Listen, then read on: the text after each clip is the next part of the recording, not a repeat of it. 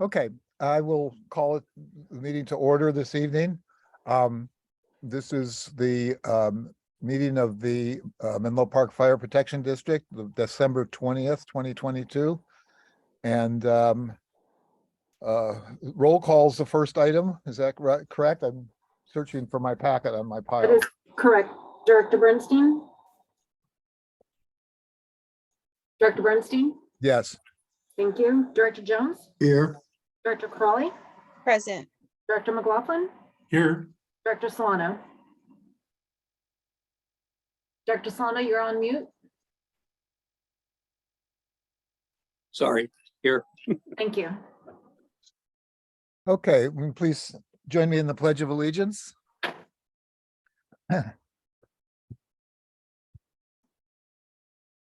I pledge allegiance to the flag of the United States of America, and to the republic for which it stands, one nation, under God, indivisible, with liberty and justice for all.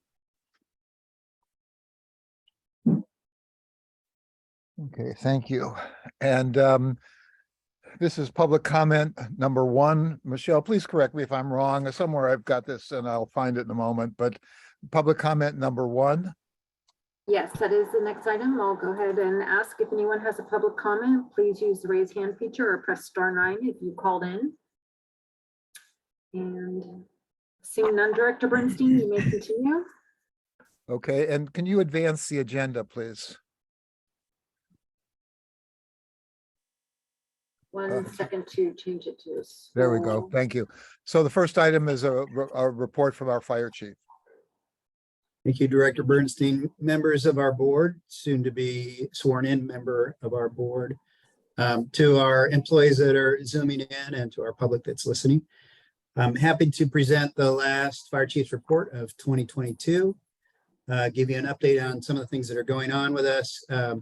COVID has certainly struck the district like it is with the rest of the community and across the nation. So we've had an uptick in positive COVID cases at work, 16 new cases since our last meeting. So certainly in line with what's happening throughout our communities. None of our sites are currently considered outbreak sites, so that's good. We have not noticed any decrease in our ambulance service or an increase in wall times at the hospital, so that is good. Other items to report on today, we had our holiday luncheon, honored more than 50 members of our department for their years of service awards, anywhere from 5 to 40 years, with Chief Schapelhauman receiving his 40-year pin. It's a nice event at the Four Seasons in East Palo Alto. Really good to see all of our board members and our staff and some of our retirees there. So that was good. Just an update, Menlo Park joint meeting, reached out to the city manager, trying to coordinate a new meeting for us. And his request to me was, let's just wait a couple weeks until they're able to seat their new city council member. With Ray Mueller moving up to Board of Supervisors, they have a vacancy, and I believe they have 8 interested applicants. So he's asking for them to have the chance to seat their new council member, and then we'll schedule something mutually convenient for their council and our board. Deputy chief promotion, I made the board aware, as well as all of our employees, that Division Chief Dan Coyle was offered a promotion to deputy chief. That will be effective on January 1st. Super excited to have Dan move up to that position. We are moving forward with the administrative services director recruitment. We had an outside panel of administrative services directors and assistant city managers sit on that. I've been advanced the top 2 candidates. I'm interviewing them both tomorrow, so I should be making a selection shortly. Really, really nicely qualified pool of candidates. So we're fortunate in that respect. Just kind of an update on the org chart. I will present that either at our January or February meeting and share that with the board to give them an idea of what our new organization structure will look like. We're trying to work on some of the details with programs and budgetary responsibility. So looking forward to sharing that with you. A new thing that we're going to do also is this district strategic goals and objectives. This is just something I've done historically in my prior role as fire chief, was work together with senior staff to kind of develop some goals for the next calendar year for 2023, so that we can share with the agency kind of what our vision is for the year. It's not a strategic plan, but it gives everybody kind of an overarching view of what we're trying to accomplish for the year. And it also gives us something objectively to measure at the end of the year. Just to kind of share the direction that we're going. What we will have is probably like 3 overarching goals with a number of sub goals that are in there. And the 3 that we currently have are: 1 will be enhancing our services, a 2nd will be connecting with our community, a 3rd will be building the team and planning for succession, and under that we'll kind of fill in some of our blanks. We have a lot going on. Not everything we're going to do is going to be listed there, but some of the bigger projects, some of the things, when you think about putting into service the 6 new engines in a ladder truck and working on the Station 1 design, those things will fit in there, along with a number of other things. So that will be really good to share with you and with members of our department and with the public, to kind of give some glimpse at what our plans are for the upcoming year. Beyond that, just significant incidents. We had one in the 3000 block of Middlefield Road in Menlo Park, a structure fire. And as you can see, we had some losses there, structure loss of 75,000 and contents loss of 30,000. So that concludes my chief's report. Any questions? Okay, is anybody have any questions? Chief's report? Hearing none, let me ask if there's any public input on the chief's report. Anybody has a public comment on the chief's report, please use the raise hand feature, or if you called in, you can press *9. And seeing none, you may continue. Okay, thank you, Chief. I'll move now to the consent calendar, which is items 2 through 7. I would like myself to please pull off number 7, which is the We Hope fee waiver. And I'd like to pull that off so we can discuss it. Chuck? Anybody? Yeah, go ahead, Rob. Yes, I'd like to make a motion to, What? Can we- for us to hear. Can you hold on the motion for 1 second? Let me just see Okay. if there's anything else to pull off, because otherwise we'll have to amend the motions and so forth. Would Okay. Yeah. anybody, any other board members like to pull off anything for discussion? I would like to, I have a question around the finance. So item number 3. Number 3, okay, we'll pull off number 3 also. Any other? Okay, Rob, please proceed with your motion now. Yeah. Robert, I'm sorry I interrupted you there. I'd like make a motion to approve items 2, 3, 4, and 6. Not 3, 2, Well, 2, 4, 2, 4, 5, 6. 2, 2, 4, 5, 6. I thought it was number 5. Okay. 2, 4, 5, 6. I'm sorry. Thank you for getting. I'll second that. Okay, it's been moved and seconded. Any further discussion? We're only discussing at this point items 2, 4, 5, and 6. Any discussion on any of this? Okay, a roll call vote, please, Michelle. Director Jones, Aye. Director Crawley, Aye. Director McLaughlin, Aye. Director Solano, Aye. Director Bernstein. Aye. Okay, so those items 2, 4, 5, 6 are approved. And I'll take these in order then. Let's start with number 3, Robert. You had some questions. Just one question. As long, I assume he's online. It's Elaine. maybe- Huh? Elaine, our finance manager. Yes, okay, Elaine, I'm sorry. On page 14, and it really starts on page I guess 11, 12, where it talked about, started talking about the significant cash inflow.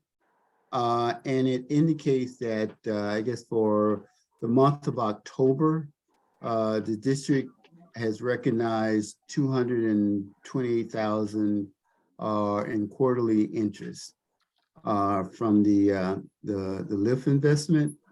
So one of my question is that if this is for the quarter of October, can you give me some idea as to how much that accumulates for the year? Yeah, so for the year, Director Jones, so roughly, I would say since it's quarterly interest and there hasn't been much change with regards to our investment in LAIF account, there's been like a $5 million withdrawal in the past quarter, but I think it's gonna go up again once we actually receive our property taxes. So we're gonna probably invest a little bit additional money to the LAIF account, but not to reach the limit of 75 million. So with that in mind, I would assume that our interest for the whole year, for the 4 quarters would be around 900K to 1 million. Okay, and so annually, you mentioned this is about making another investment. Is that another other investment at some point when you get this other 5 million?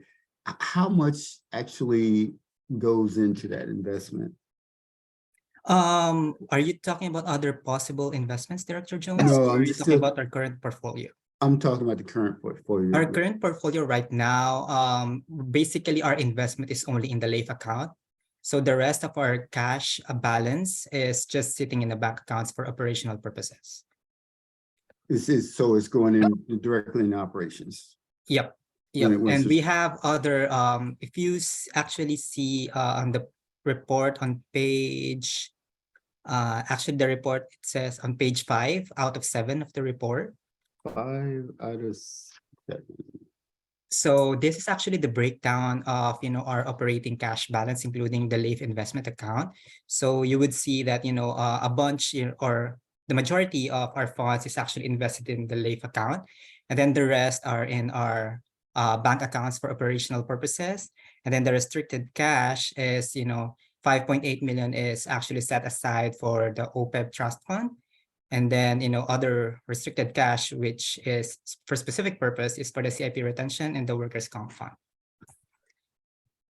So we have, as I see it, 59 million in that LAIF account. Right. Okay. All right, thank you. That's it. Okay, can I have a motion to approve? Any other questions on item number 3? And is there any public input on item number 3? Anybody has a public comment, please use the raise hand feature or press *9 if you called in. And I see none, Director Bernstein. Okay, could I have a motion to approve item number 3? So moved to accept the treasurer's report for the month ended October 31st, 2022. Yes. I'll second, Joe. Rob seconded. Further discussion? Okay, Michelle, roll call vote, please. Director Jones, Aye. Director Crawley, Aye. Director McLaughlin, Aye. Director Solano. Aye. Director Bernstein. Aye. Okay, approved unanimously, item number 3. Item number 7. And that's that staff report is page 39 of our packet.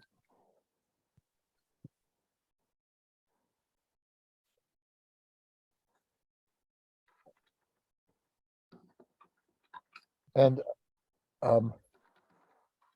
Chief, I guess I'm asking you this question, or should I be directing it to the fire marshal? Well, it depends on the question. If I can answer it, I certainly will. I know Chief Johnston is on. We also have Pastor Baines, the board president of We Hope, available should there be a question. There was a lot of information here and it wasn't exactly clear what we were approving. It seemed at first as I was reading it that we're talking about housing built within the district. And there wouldn't be fees on the housing. But then it talked about a factory and the factory moving to Hollister and some other things. Does this relate at all to the factory, or is it simply the housing that we're approving a waiver for? I'm gonna pass that to Chief Johnston. All right, so this is two items. One is the shelter that is in East Palo Alto is doing some expansion efforts. So this would waive any of the permits that they apply for to expand the shelter. And the second is they have a temporary construction facility that they're working, I believe with some grant money that would be in East Palo Alto for a limited amount of time, I believe like 2 to 4 years, of which they will construct, I believe, like tiny homes, et cetera, to aid in the homeless factor within East Palo Alto and San Mateo County. In Hollister, they're building a permanent facility. This facility is to do the construction in the amount of time until that permanent facility gets built in Hollister. But obviously what they're seeking is waiver of any construction permits, fees that would be associated with them getting this temporary factory put up to get this housing built. And I believe that is correct. We could have Pastor Baines speak if there's anything I said that was incorrect or maybe beyond that. Well, let me before we go to Pastor Baines, let me ask a related question because maybe he could address both of them. Is the factory itself owned by We Hope, or is this a factory of a private company? We will have to have Pastor Baines answer that question. Can you hear me? Yes. All right, it doesn't let me go off video, so I'm not hiding from you, but you can hear my voice. So the factory is owned by our nonprofit, and our nonprofit is United Hope Builders. Okay, well, that was really my question. I just wanted to be sure that we weren't approving a waiver for a for-profit factory or something of that sort. But the factory is associated with you, it is governed by you and so forth. Is that? That's correct. Okay. That really constitutes all my question. That's all I had at this point. I'll then make a motion to approve this item number 7, the fee waiver. I'll second that. But I actually Virginia, I heard your voice first, so I'll take your second and we'll have discussion. I see your hand is up. Go ahead, Virginia. Oh, no, it's not even a discussion. I just want to thank Pastor Baines for, all of the partnering and collaboration with the fire district, especially with the CZU lightning fire when we had to get, I guess, temporary facilities out to the incident area. And so I'm glad that we can continue our work to help you be successful, Pastor Baines. So thank you. Well, thank you for recognizing that. And we love the partnership that we have with the Menlo Park Fire District. You all are helping our, very marginalized community in a myriad of ways. And so we are very grateful for this partnership. Thank you. Any other board questions or comments on this item? Oh, Robert, you have your hand up. Go ahead, please. I want to echo Virginia's words in terms of giving kudos and thanks to Pastor Baines and his work with We Hope. Many of you, if you have not had an opportunity to visit his site, his place of operation, if you do, you find that this man works miracles with the population that he's engaged in, which are often those that are marginalized and often forgotten. So I would like to just double those kudos and say job well done. And I know Pastor Perry may not say this, but I'm gonna say it to you guys now. He's trying to put together bags or giving away to 300 children as well as other folks. His goal is to try to assemble for 300. He's already gotten some donations, so if you know of anybody, I know it sounds like an info commercial, but it is. I just want to make sure that you get it, that I am saying that, that you pass on the word to connect with him and to help him during this season of giving. Thank you. Okay. Any other questions or comments from board members?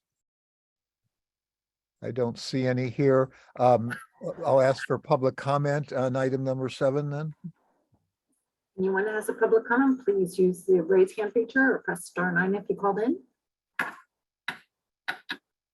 Seeing none, Director Bernstein, you may continue. Okay, well, let's proceed to the roll call vote then, please. Director Jones? Director Jones, you're on mute. Aye. Thank you. Director Crawley? Aye. Director McLaughlin? Aye. Director Solano? Aye. Director Bernstein? Aye. The motion carries unanimously. So that's item number 7. We'll now move to the regular agenda, item number 8, and actions related to Fire Station 3 accessory building project. Chief? Yes, I will take this and then I will defer to John Hitchcock if there's any specific questions. So before your board today is 2 items that we're asking you to act on. The second one will be determined if and when you approve the first. So we went out to bid on the accessory building for Fire Station 3 in Atherton. We received a number of bids. We had a protest bidder from the second lowest bid that was reviewed by John Hitchcock and our attorneys at Hanson Bridget. They went through their due diligence and reviewed the bids. It was initially the low bidder was Greenberg Construction, a pretty large contractor out of Palo Alto. Beals Martin filed a timely protest bid. The basis of their protest was that the lowest bidder was unable to perform because they didn't, and was unresponsive because they didn't list the fire sprinkler contractor that would have been required. So in our review of the lowest bid from Greenberg, we discovered that their fire sprinkler contractor, who was properly licensed, was less than 0.5% of the total bid and was therefore not required to be listed. So we have reviewed the protest, determined that Greenberg is the lowest responsible bidder and complies with all of the district specifications as well as the public contract code. And we are making a recommendation that the board reject the bid protest. If there are any questions or public comment, I know we have a representative from Greenberg. I think it's Mr. Greenberg that's on to answer questions also. So with that, the recommendation is that the board reject the protest, and we'll for some questions if there are any. Okay, I'd like to break this into the 2 parts then. I'd like the first part being the appeal or the protest. And then the second part being the approval of the contracts. So let's just deal with the protests for a moment and the merits of that. And Robert, I see your hand up. Did you want to address the protest issue? I just have a general question. So I assume the questions had to do with the protest issues. It seems like if I hear what you're asking for. So if I may continue, I will. Yeah, please go ahead. Now. Chief, I was looking at the documents and the letter I guess, that was being lodged against the, I guess, Greenberg development.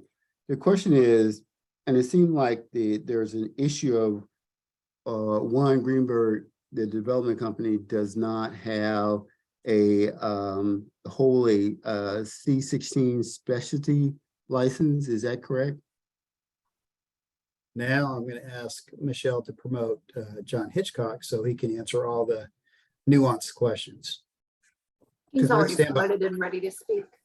So that's pretty vital to me. It seemed like what the complaint that was being lodged, and the reason why the bid was may have been artificially low. So I can Director, jump in too, Chief. Who is the Go other ahead, John, person? sorry.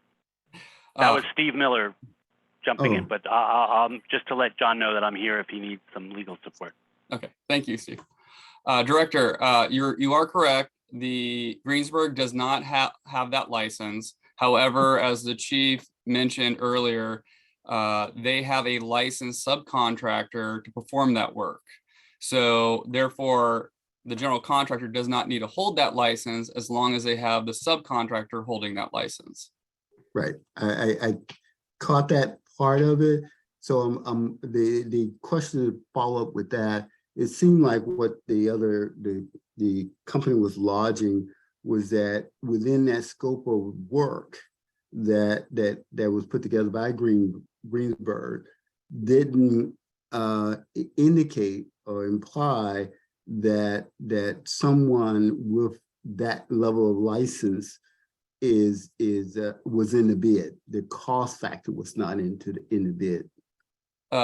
No, that's not correct. So basically, a typical bid is you'll have a general contractor self-performing a certain percentage of the work, and then they'll list all their all their subcontractors. If their subcontractors are performing work that doesn't exceed 0.5% of their base bid, they're not required to list them. So, for example, on Fire Station 4, there are several different trades that are less than 0.5%, and you won't see those listed in their bid package. This is the exact same scenario. So it seems to me that the real then bottom line question that or issue, it seems to me, is that granted all of what you just got to say, Jonathan, if it's below a certain amount, you don't have to list it. I guess the real question is that do they have, since that contractor does not have the license for that, and you're saying, I think of what I hear you saying, that they do have someone on their staff or the subcontractor who they have contracted out who do have that level of license to perform the work, but their dollar amount is lower than what is required to post it in the bid. Is that? That is correct. I think the amount they would have to list would be somewhere around $4,500 or more. In this case, we verified with the subcontractor that they did submit a bid and their amount was less than that amount. Okay, so in terms of if this is such a stickling point, because it's still, I mean, to me, I'm apprehensive too. I wouldn't know if you put this into my house. I would say, do this person have who you are hiring, do they have the ability, do they have the license? Because if something goes wrong, I know the contractor liability insurance would cover whatever is there, but it may, it may exceed their what they're authorized to be responsible for. And I'm just wondering if the company has a license, the individual has a license, I think to me that satisfies the question. And so I haven't heard that they do, that person who they subcontracted out with. I haven't heard that they actually, no one say yes, they got the license for this. If they say that, then the deal is done. I hear what you're saying, but the subcontractor is licensed to perform this work. So why wasn't that noticed somewhere in this report somewhere? I just want to know. I'm not trying to be funny, not trying to put you on the spot. I just wanted, I didn't see it in the reports. So that's why I'm questioning. I can tell you that we did verify that they are licensed to perform the work. I'm sorry that it was not included in the staff report. Because that would, we wouldn't be having this conversation if that was, because that seemed like that was the major, one of the major stickling points that stuck out to me, along with the other area that, let's see. The question is, how much of, to add to that, how much fire protection work is required for the station? So the fire protection work is fire sprinkler system, basically. This is a rather small building. It's 1,200 square feet. You've got 3 rooms, a bathroom, a storage room, and a large area which will be used as a fitness area. You're looking at roughly 10 to 12 heads. That's a rather small job. So how much that come up to? Value wise, the subcontractor bid came in at $4,200. Which is about what, 3,000 less than what is required? It's about a few $100s less. Okay, that's all I have for now. Mhm. Thanks. Virginia, I see your hand up. Go ahead, please. Yes, so I just wanted to find out, just so everyone knows, I received an email from the electricians, IBEW, and also I think the chief received a letter from the carpenters union. I mean, I'm just curious as to whether or not others on the board have, or even on staff, have received letters from the various unions. I'm just curious because I'm wondering if it seems like they may have different concerns, but still some of them are the same.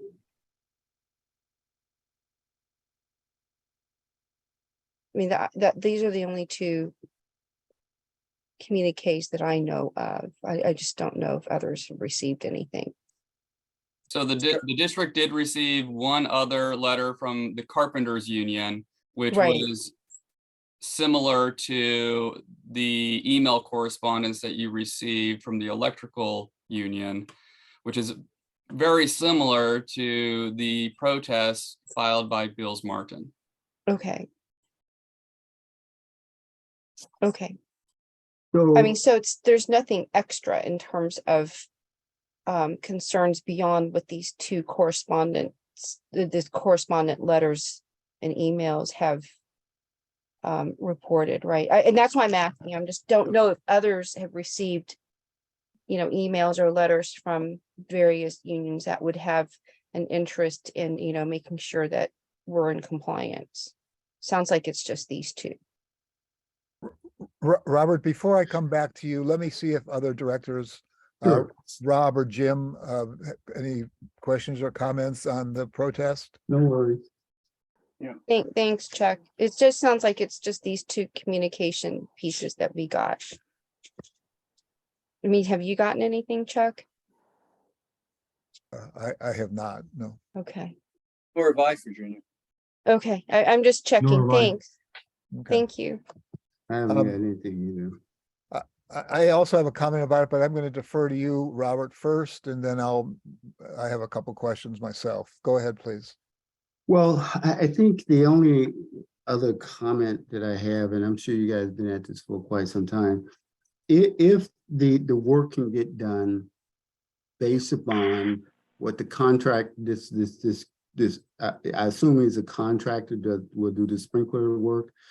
If they are for the amount that they say it's going to get done within our contracts with them, I assume somewhere there, if there's a cost overrun or just change order, I mean, I don't know how you're going to respond. How do we respond to change orders? Because I looked at the bids that those within the letter, it talked about, I can't put my fingers on it right now, what each those other companies' costs were to perform the same work. And it seems like there is some disparity, some difference, kind of significant difference between the three other bidders and this last bidder in terms of its work. And so what assurances, guarantees that we have in our contract that if sometimes, work, you open up a building, you open up something and hey, you didn't see it initially. And sometimes that can increase the cost, things that you see behind the walls, you have to fix. I get that. There's always those contingencies that's there. But it would concern me if that work starts and then all of a sudden now they going from a $4,300, whatever that bid is, up to a $8,000 additional cost, then that will concern me.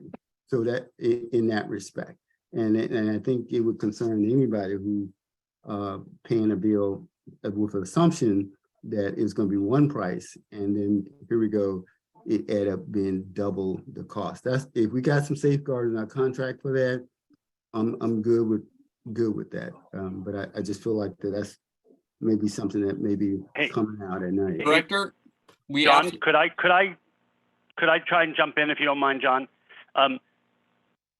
Director Jones, you raise a very good issue that is worth talking about, and I'm sure John will answer your question, but I would advise the board to consider that issue in deciding whether to award a contract to Greenberg, which will only be the second step depending on what you do with this protest.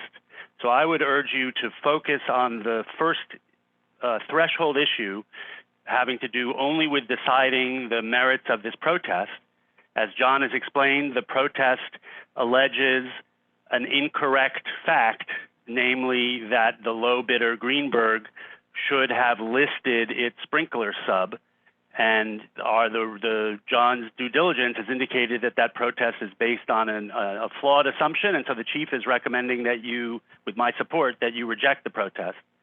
But you don't necessarily have to, and the issue of whether to award the contract will only come depending on what you do with that protest. So I would respectfully ask that you just hold on to your question until we get to the award of the contract. Okay, Rob, go ahead with your question or comment. Thank you, Chuck. The two letters, Virginia, that you have, since I never read them, is there a way that Michelle can provide us with these so I can review them before I make a decision on this? So I got the letter from the chief. It's the letter that John referred to. And then the email that I received from IBEW I sent to the chief. So, I mean, yeah, if y'all want to review it, I just wanted it to make sure that I just didn't know who got what and what concerns were expressed. So those are the only two, and I've sent them on to the chief, or I sent mine to the chief already.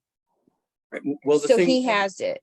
Yeah. Well, Maybe Virginia, Michelle. I trust your judgment. I mean, is there any, with the two letters that you got and you forwarded to the chief, is there anything that you think would rise to the occasion of us as an additional factor or circumstance that we should take into consideration for this? No, I mean, it's just this protest, and I think that the staff report has covered a lot of the concerns that the two communiques have expressed. And so I'm actually okay, but I just wanted to let everyone know that I've seen two correspondence pieces just so that it's out in the open. And I was wondering if any other bar unions have sent something just so that we're not missing anything. You know what I'm saying, Rob? Oh, yeah, no, I understand, but. So they're I trust both you. similar, as John said. The two letters have expressed the same concerns Okay. In relationship. about irregularities and, all of that. But the staff report, I think, answers the concerns, and Robert's questioning, and concerns for these issues, I think, kind of cover everything. All right, so it kind of parallels what's already in the Yeah. staff report. All right, thank you. Yeah. Thank you. I just wanted to know, if I wanted No, to get that's a whole picture if there were other concerns expressed, if someone else got other communication pieces. Yeah, Director Solano, if it gives you any additional comfort, I know Steve Miller, our district counsel, has reviewed both the email and the letters and does not have any specific concerns and is still recommending and supporting the rejection of the protest. Okay. Thank I- you, Chief. And Stephen. I have two questions for Stephen. In the letter that Beals Martin wrote, they cite figures from the two other proposals that are here. One talking about the fire sprinkler work being $14,000. The second one, $37,000, which is also a huge discrepancy between those figures.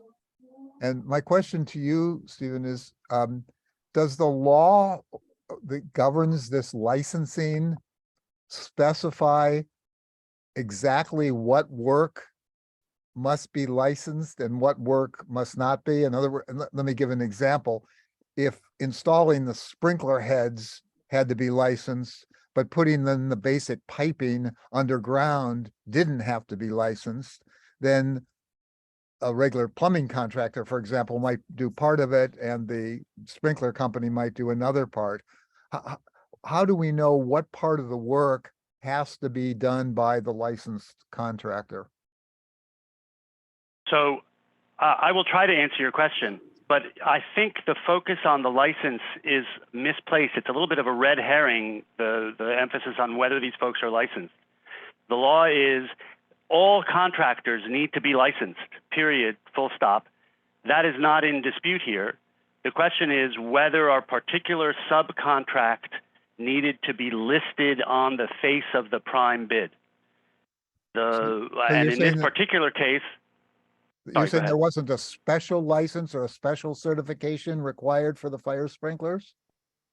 the subcontractor does need to have a special C16 sprinkler license, but there's no question but that's not what's being protested. What's being protested is that they were not listed. Yeah, I understand that. I'm just trying to understand a little bit why there's such wide variation on these subcontracts anyway. That is, I can't answer your question as to why Greenberg bid a different price than the others. I mean, they're the low bidder. Their bid.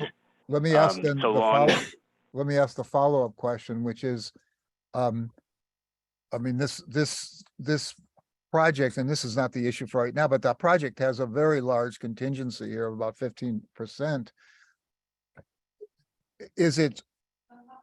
Could this subcontractor come in and say, oh, you know what, in looking at this job, it's not 4,500. We've got to do some other things. We've got a change order of an additional $10,000. Would that be a violation of the original obligation, or would that be considered a change order that could not have been anticipated? So I can answer that. In this specific case, for the fire sprinkler work, it's considered a deferred approval. That means the fire sprinkler contractor is responsible for the design, responsible for submitting their plans to the Menlo Park Fire District Fire Prevention Office to review. Once approved, then they're required to do all the work. So there will be no surprises for them because they're doing the actual design of this work. So it's like a design build contract, essentially. That is absolutely correct for just the fire sprinkler work on this. Similar to Fire Station 4, the fire sprinkler work was a deferred approval, and they're required to do everything. If something comes up when our inspectors go out, they're required to do the work at no additional cost. So let me go back to Stephen then and just say, Stephen, if that were the case, and if they came back and in fact came back with a bid that exceeded the threshold, would these other two contractors have recourse that there was some sort of violation and of the law here? No. Okay. So it's only on the initial bid that where this is being regulated. What subsequently occurs is not Well, relevant. That's not altogether true. There are all sorts of rules for substituting and replacing subcontractors. But what you're talking about is contract administration, and the district project is in very good hands with John Hitchcock, and as he explained, he's got a plan for managing this. And the questions you raised would arise with any contractor, and are not really the focus of the protest itself. Well, But it's they could not. that- There's no after the fact protest. I think that's the answer to your question. Okay. Other firms. Okay, I- thank you. I- And that's why, see, obviously, we have to exercise due diligence in our deliberations over this issue. And I was, in looking at these wide discrepancies, I'm saying, I'm not qualified. I don't understand this. And that's the only reason I was asking the question about the wide discrepancy. In other words, if it should have been obvious, that the bid wasn't responsive, but if that's not the case, and if it's been verified by John, I mean, I trust your judgment. I mean, I trust what you're saying. I just wanted to be sure that I exercised my due diligence by asking the question. So I'm going to go to Virginia, who had her hand up first, and then to you, Rob. Go ahead, Virginia. Yeah, Thank so you, Chuck. I'm gonna piggyback off of your concerns, Chuck. So I'm looking at this report, our staff report, and it looks like Greenberg Development is, which is a local firm, has done a lot of construction for multi-million-dollar homes. So I guess my question is, would this big differential between the lowest bid and the second lowest bid, which is what, about like $600,000, would that be because Greenberg hasn't really done as many of these types of construction or facilities, done these types of projects? I mean, I don't know, and maybe it's not even big enough, like, for a normal, like it would be for a normal fire station. But I'm just curious if, I think Mr. Greenberg is on the call, if he can maybe talk about why there was such a big discrepancy. I mean, it sounds like this may be the first type of public project that they're doing, but I don't know. I mean, that's just from what I have read based on or I'm reading between the lines based on the staff report. If I could, the first thing to understand is that when we estimated the cost of this project, we were looking at about $850,000 to about $1 million. Right. So Greensburg bid is right in that range. The other contractors, their pricing is inflated because they're using lots of subcontractors. So you are paying the overhead and all the profit for each of those subcontractors, and it starts adding up very quickly. That is the primary reason I would believe that there's that huge difference between their pricing and the other three. Even with the other three, there is a gap between them as well. Right. No, I know. Thank you. I mean, it's just that the first one is notably different. So, but I just didn't know if that's based on experience, just from, like I said, reading between the lines in the staff report. But thank you for that clarification, John. That helps a lot in terms of understanding about how expenses kind of controlled. Rob, go ahead, please, and then Robert, you next. Yeah. Thank you, Chuck. So we have the carpenter and electrical union letters, right, Virginia, that pretty much parallel the staff report. Yes, so the letter to me great. was an email, but there was an Oh, official okay. letter from the carpenters on Great, okay. letterhead. Right. I'm just trying to get all, and then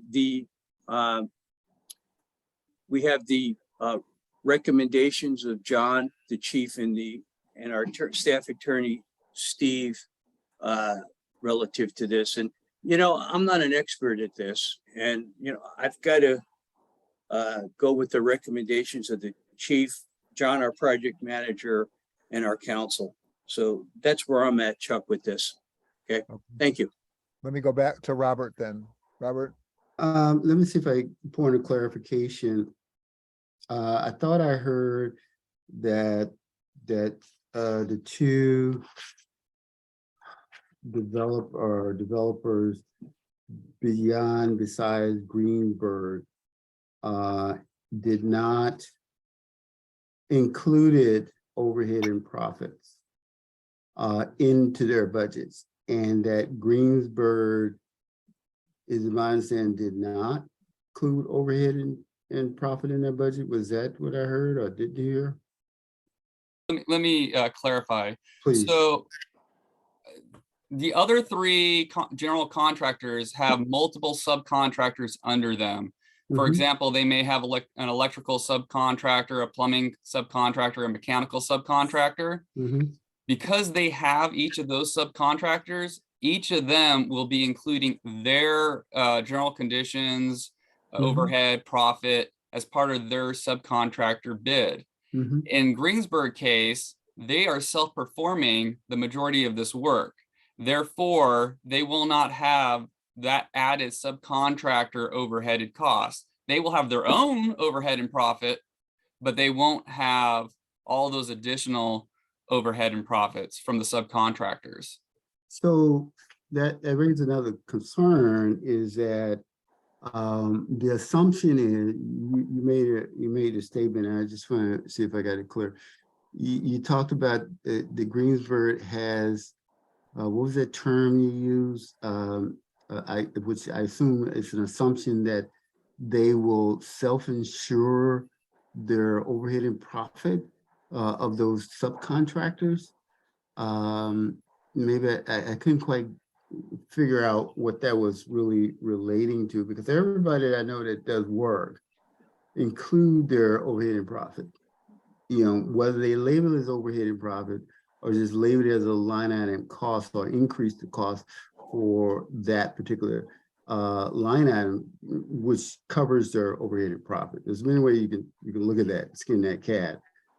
But still, it gets back to me in the greatest fear that if you can guarantee that there's no other, this change order thing won't be happening on a regular basis, that increase that cost to where these other contractors are currently. And since we have not used them, we don't know what their level of estimation is. And there's no disrespect on Mr. Greenberg if he's on the line, but it from my experience in terms of dealing with development budgets, you know, it is easy to hide overhead and profit and call it such in different line items and it end up being the same. But at the end of the day, you know, what you spend and what you have that what's going to cost you is going to meet somewhere. And ideally it meets in the middle, it levels itself out, but sometimes it doesn't, because certain factors are not included in that budget, and you got to go back and ask the change orders. So Greensburg, their base bid includes everything that's in our plans and specifications. So if the district decides, for example, to add another room for some reason, then we're going to get a change order from them. Other than that, the only other time that the general contractor can come back is if the design is lacking something. And in this case, the design is rather complete. It's a rather simple building. This is not a fire station. This is a 1,200 square foot garage, basically. I am quite confident that we are not going to have significant number of change orders on this project. I did do reference checks with some of the homeowners that they constructed their buildings for, and I asked them about change orders specifically. They said they had no change orders on the project other than ones that they initiated themselves.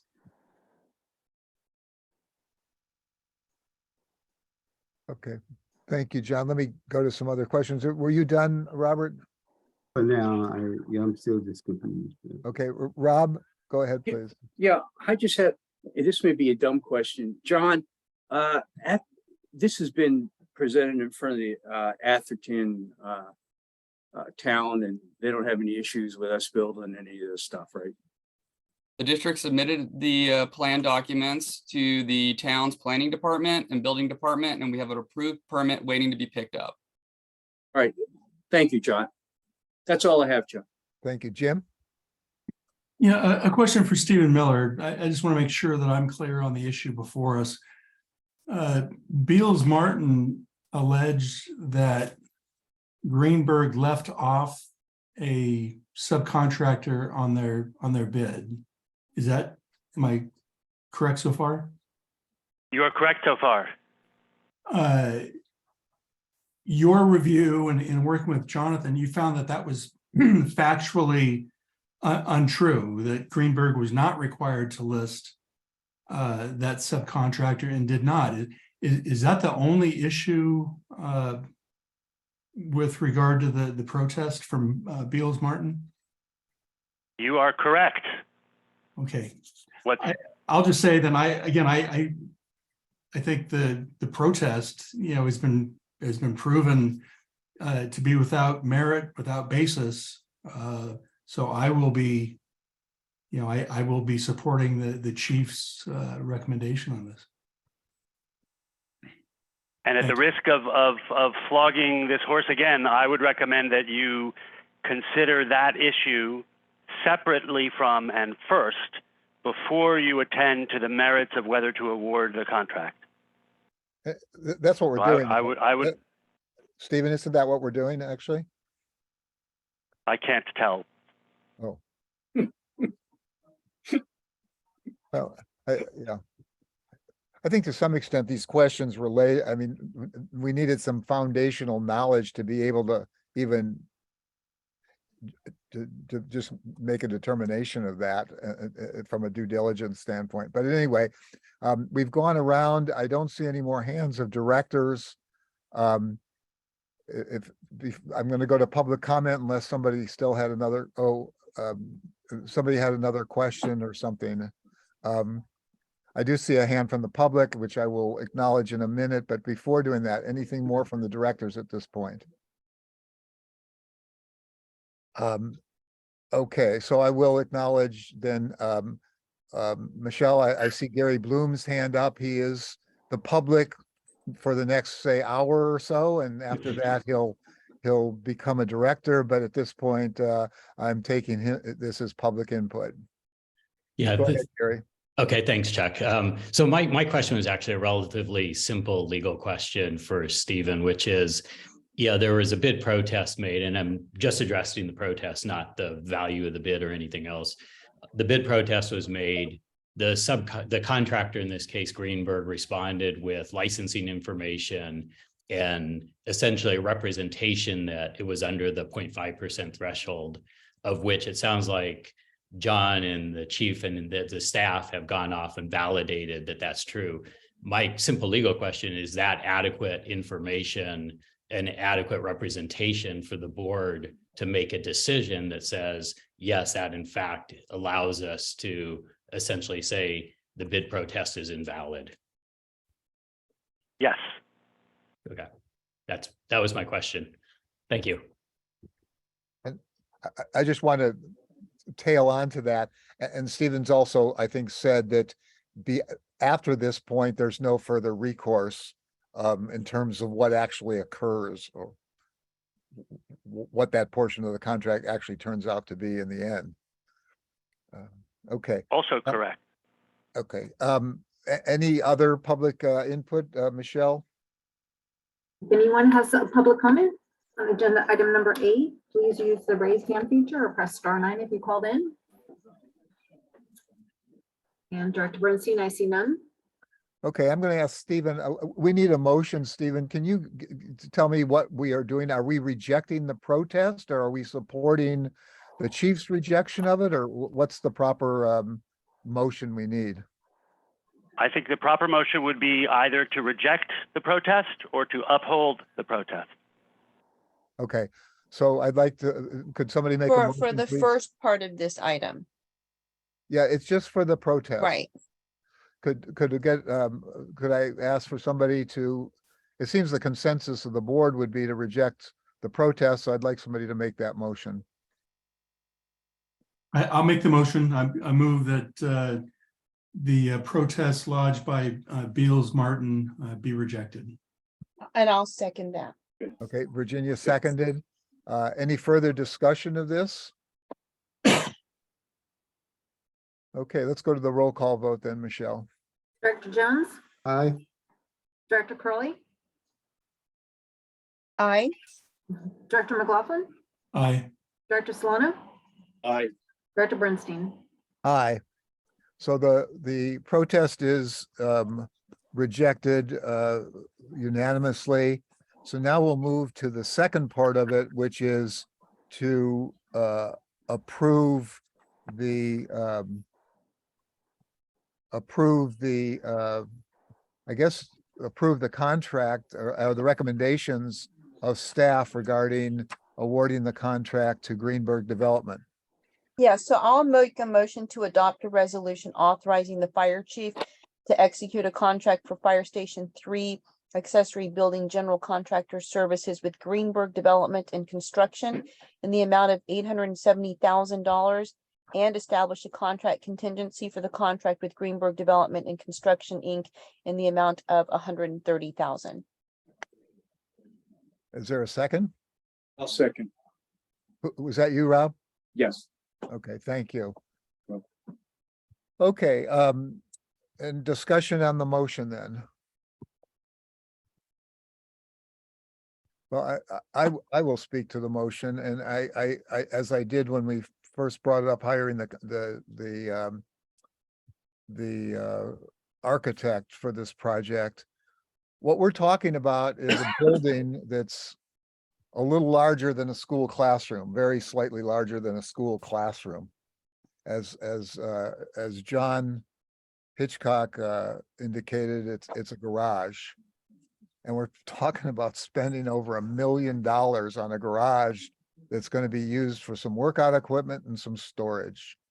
And I think this idea was originally pushed by a board member who wanted to be sure we hurried up and got a building approved on it before somebody made a law that stopped the building of accessory units and so forth on properties, which doesn't seem like it's happening.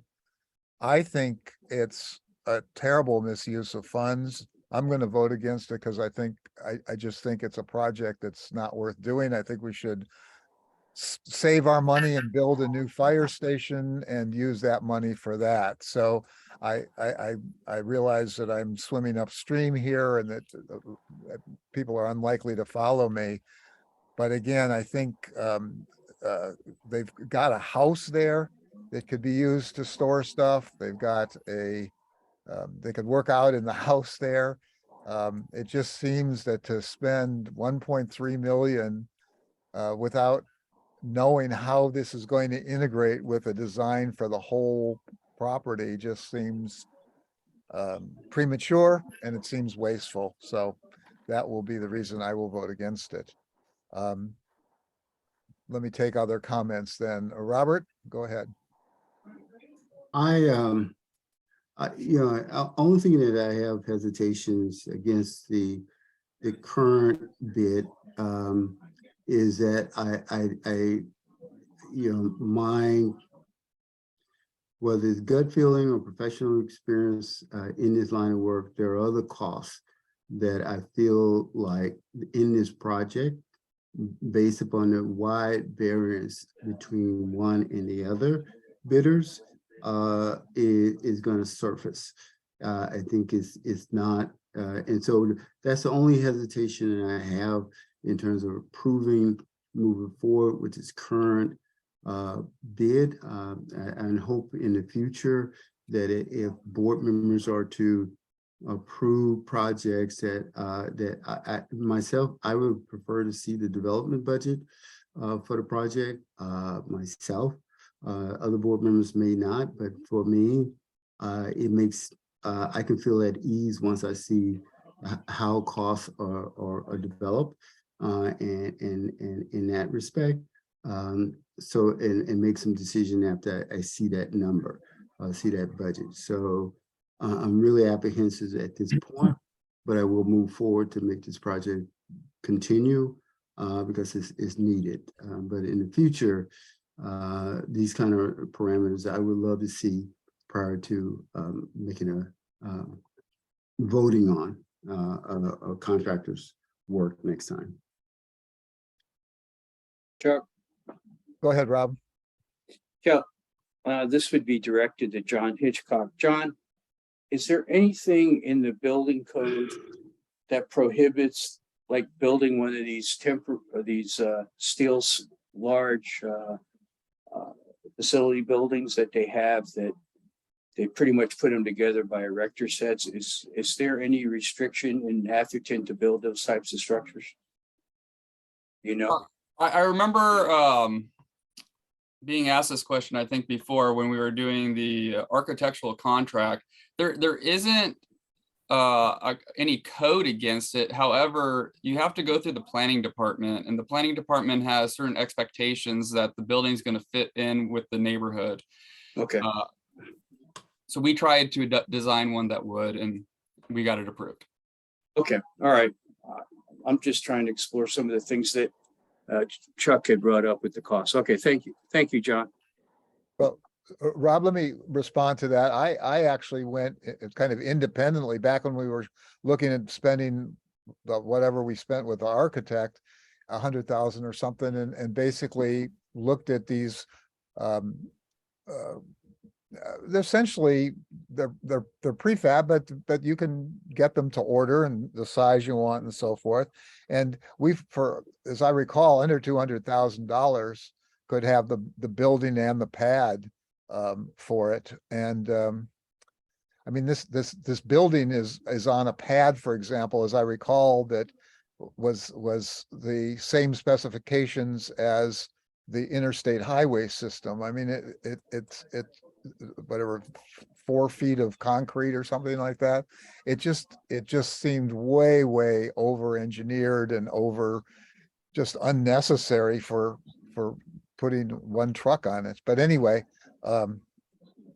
yeah, for a couple $100,000, we could get the same function. Now, John Hitchcock is absolutely right. It would have to get approved by the city, but the town. But we're talking about the cosmetic, the external features of it and so forth. And you had a whole bunch of ways for very little money that you could deal with the cosmetics. So anyway, it's why I was arguing back then that it was a waste of money. But the fact that we've spent 100,000 doesn't mean that we should spend the next million. But it seems like that's what board members wanted to do, and I think the composition of the board was roughly the same as it is tonight, so that's where we are. Any other comments or?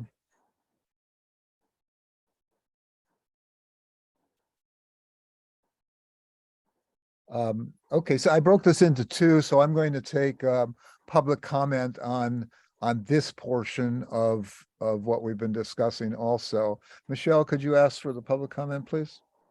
If anyone has a public comment, please use the raise hand feature or press *9 if you called in.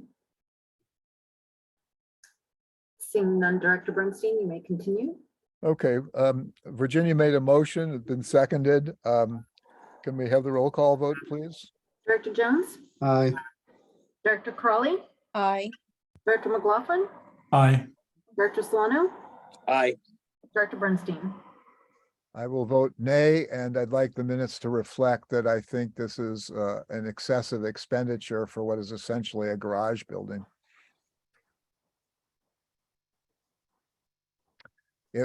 Motion is approved 4-1. This is item number 8, approved 4-1. Okay, item number 9. Director, I will turn this over to Chief Johnson in just a minute. I'll tee it up and say that typically in the normal course of fire district business, we occasionally review our fees that we charge for our permit fees and a variety of other charges. And we had a consultant come in and help us update our fees. And with that, I'm going to turn it over to John and perhaps the consultant. Good evening, directors.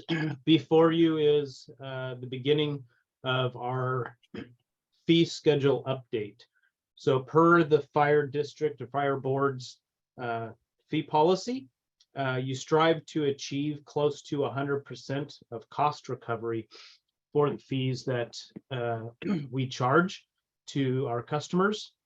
related to operational permits, construction permits, and maybe an additional few other items. I do know that it is also part of the board's policy to subsidize or have certain waivers of certain fees, of which we've remained consistent with. It's part of that policy to be able to go through and occasionally look at any organizational changes, changes in personnel, changes in salaries, benefits, etc., and any billable hours that would be related, and also make sure that the schedule is current with the California Fire Code of what's required for permits and work to be done. So this study was performed in 2012 and also 2016, and we believe that enough has changed within our district that it's time to do another study.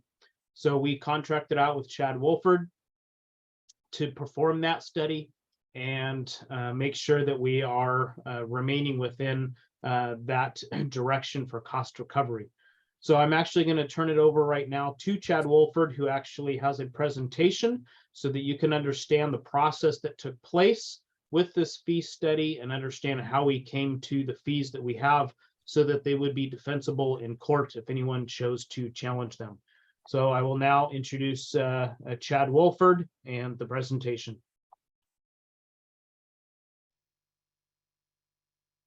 I really appreciate the chance to talk with you today about the presentation and the results of our fee study. I'm going to call up my presentation here momentarily.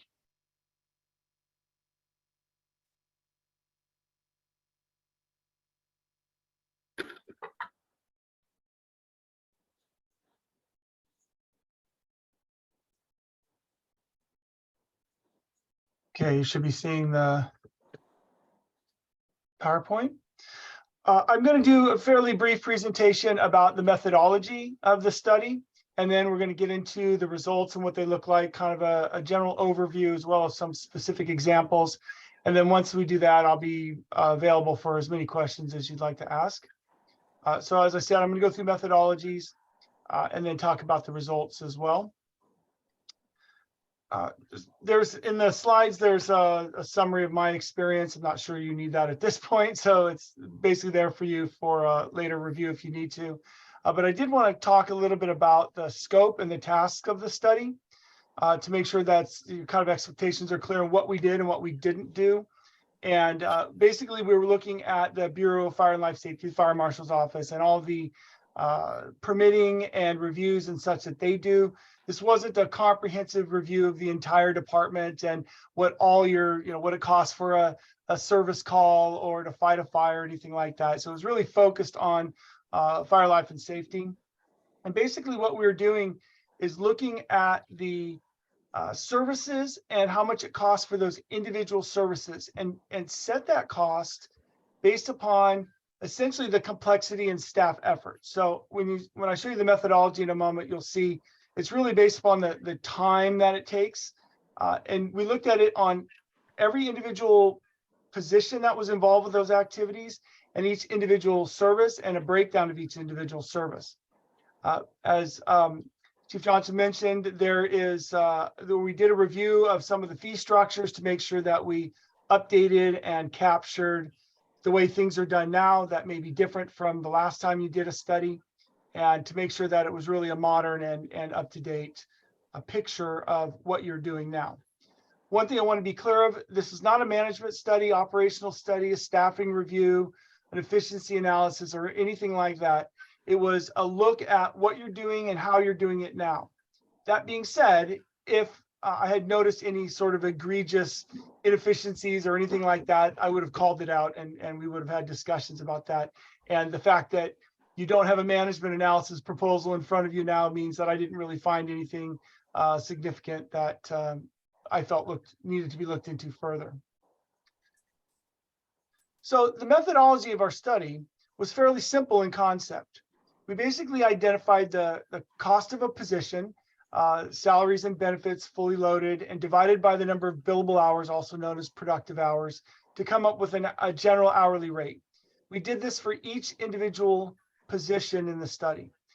So it wasn't a single rate for the entire district. It was by position to make sure that we are capturing the cost of individual actors on each of the individual services to make it as accurate, defensible, and supportable as possible. Then we took those costs per hour for each position and multiply it by the time that position spent on a particular task, whether it was an inspection, a plan review, something like that. Could have been the intake and processing, administrative support work, any of that. We multiplied their hourly rate by the time to complete that task, and it gave us an individual cost of service, a unit cost of service for each of those fee activities. Now, the cost position, I mentioned salaries and benefits, but that also includes all the direct and indirect time, overhead, administration, really everything that goes on, service supplies as well. And we captured all of those costs in the hourly rates that we applied.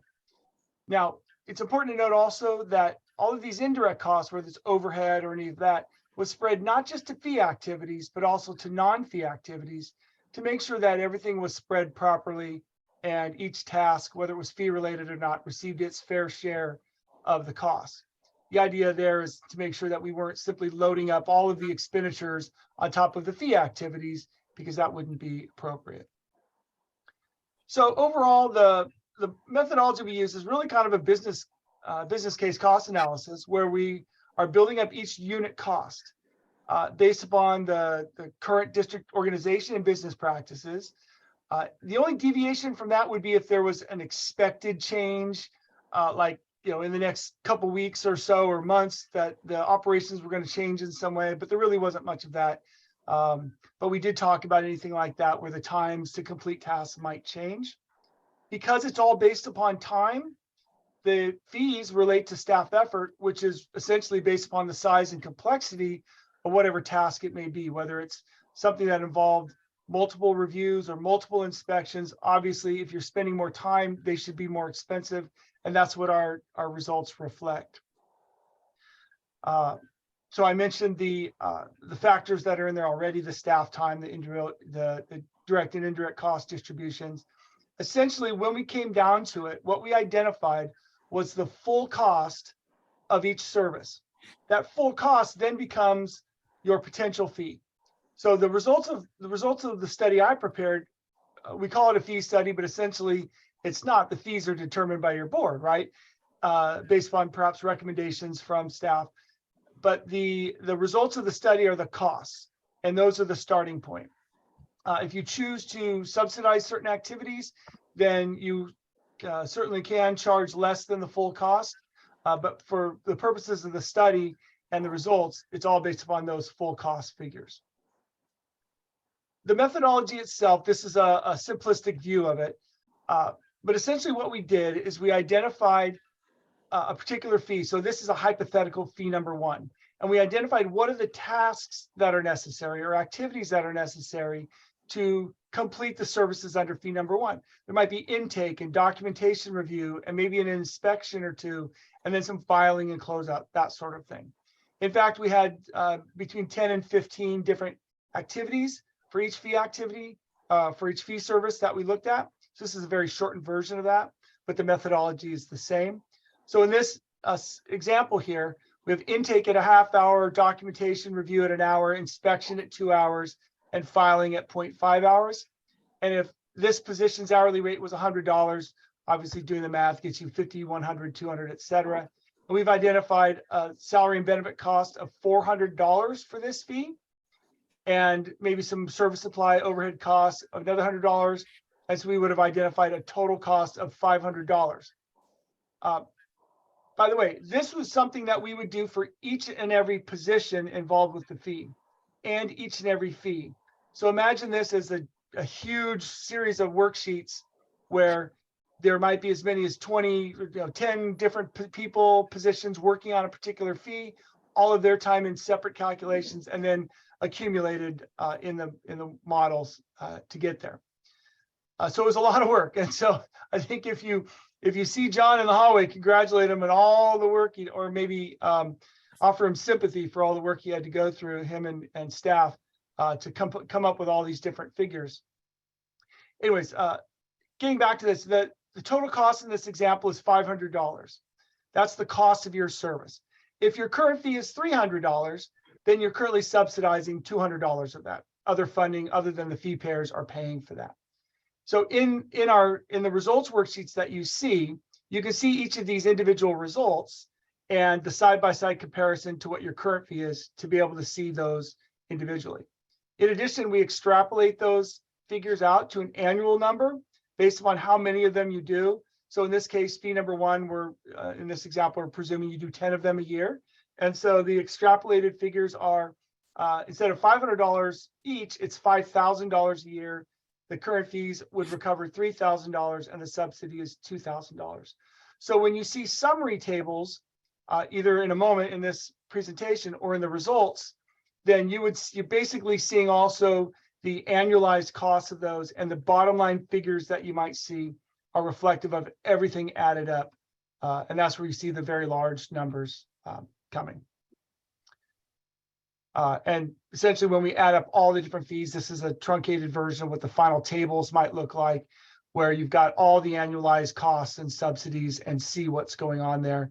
In this example with hypothetical fees 1 through 4, because your annual revenue, your current fees is $6,000 in total. Your full cost from the fee study would be $9,300. You have a $3,300 subsidy. And so in our total summary results, you're seeing figures of millions of dollars in here, and I'll explain those particular numbers, but it comes from the same basic methodology where we build it up on a unit by unit basis, an employee by employee basis, and then we multiply everything by its annual inventories or annual volumes, and to come up with those bottom line big number figures. But before I move on to the results themselves, are there any particular questions about the methodology or how we got there?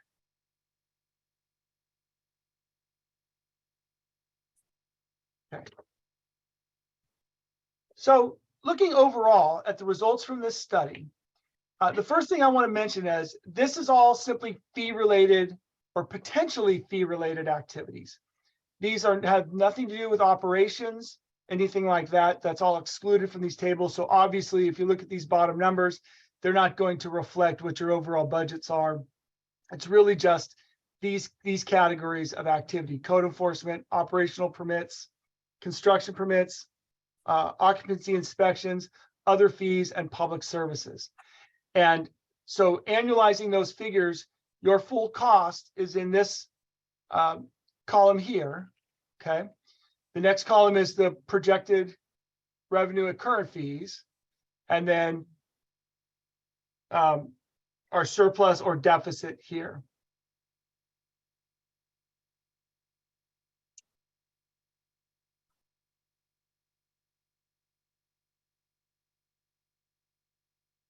Oh, I'm sorry. I wanted to just ask, because I'm not quite getting this. The full cost is the first column. Yeah. And the revenue is the next column. Why does that result in a deficit if the revenue is higher than the full cost? That's a terrific question and an incredibly embarrassing mistake on my part. Those two column heads should be reversed. Aha. Okay. Thank you. So that was perceptive, and that's why I was hesitating there, because that didn't look right, and I was referring my actual results worksheet, and that is just a terrible error on my part, switching those two column headers. So if you can forgive me on that and just sort of wrap your minds around that those are opposite.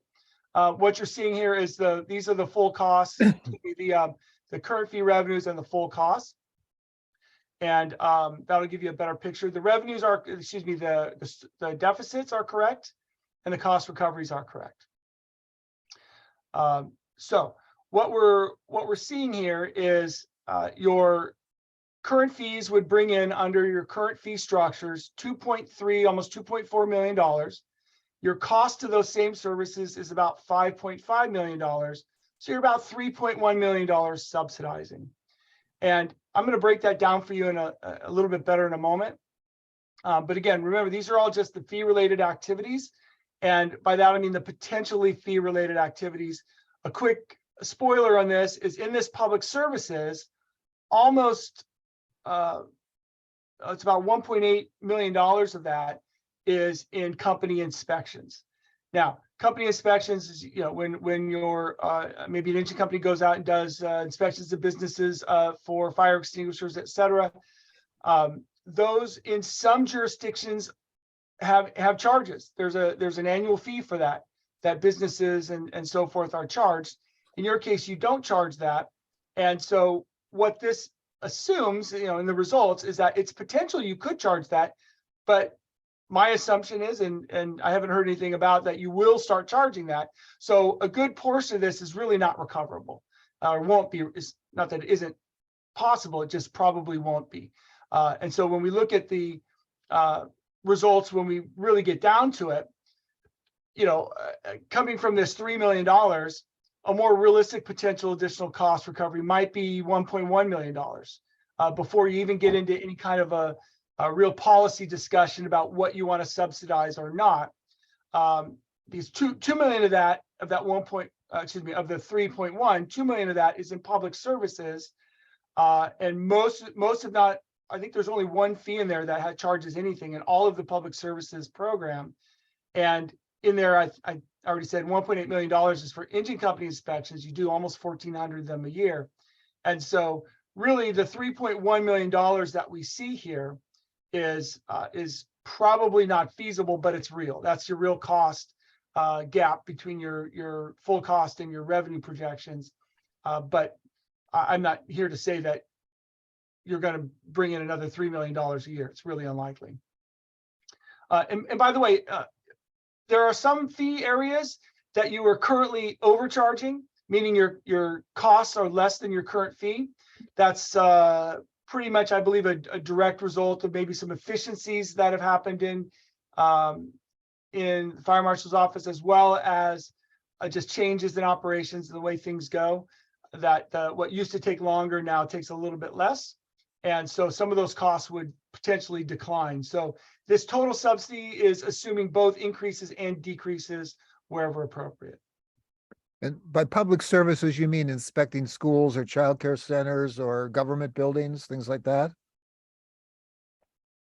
Yeah, I'll answer that. That's actually public services, mainly related again to our engine company inspections. So they may inspect schools, or some of our state mandates, or any of our business inspections that we go to, that we're assigning to the engine companies. And it's been always part of the board policy and direction that since these properties are already paying taxes, that it's just a service that is provided for these small businesses.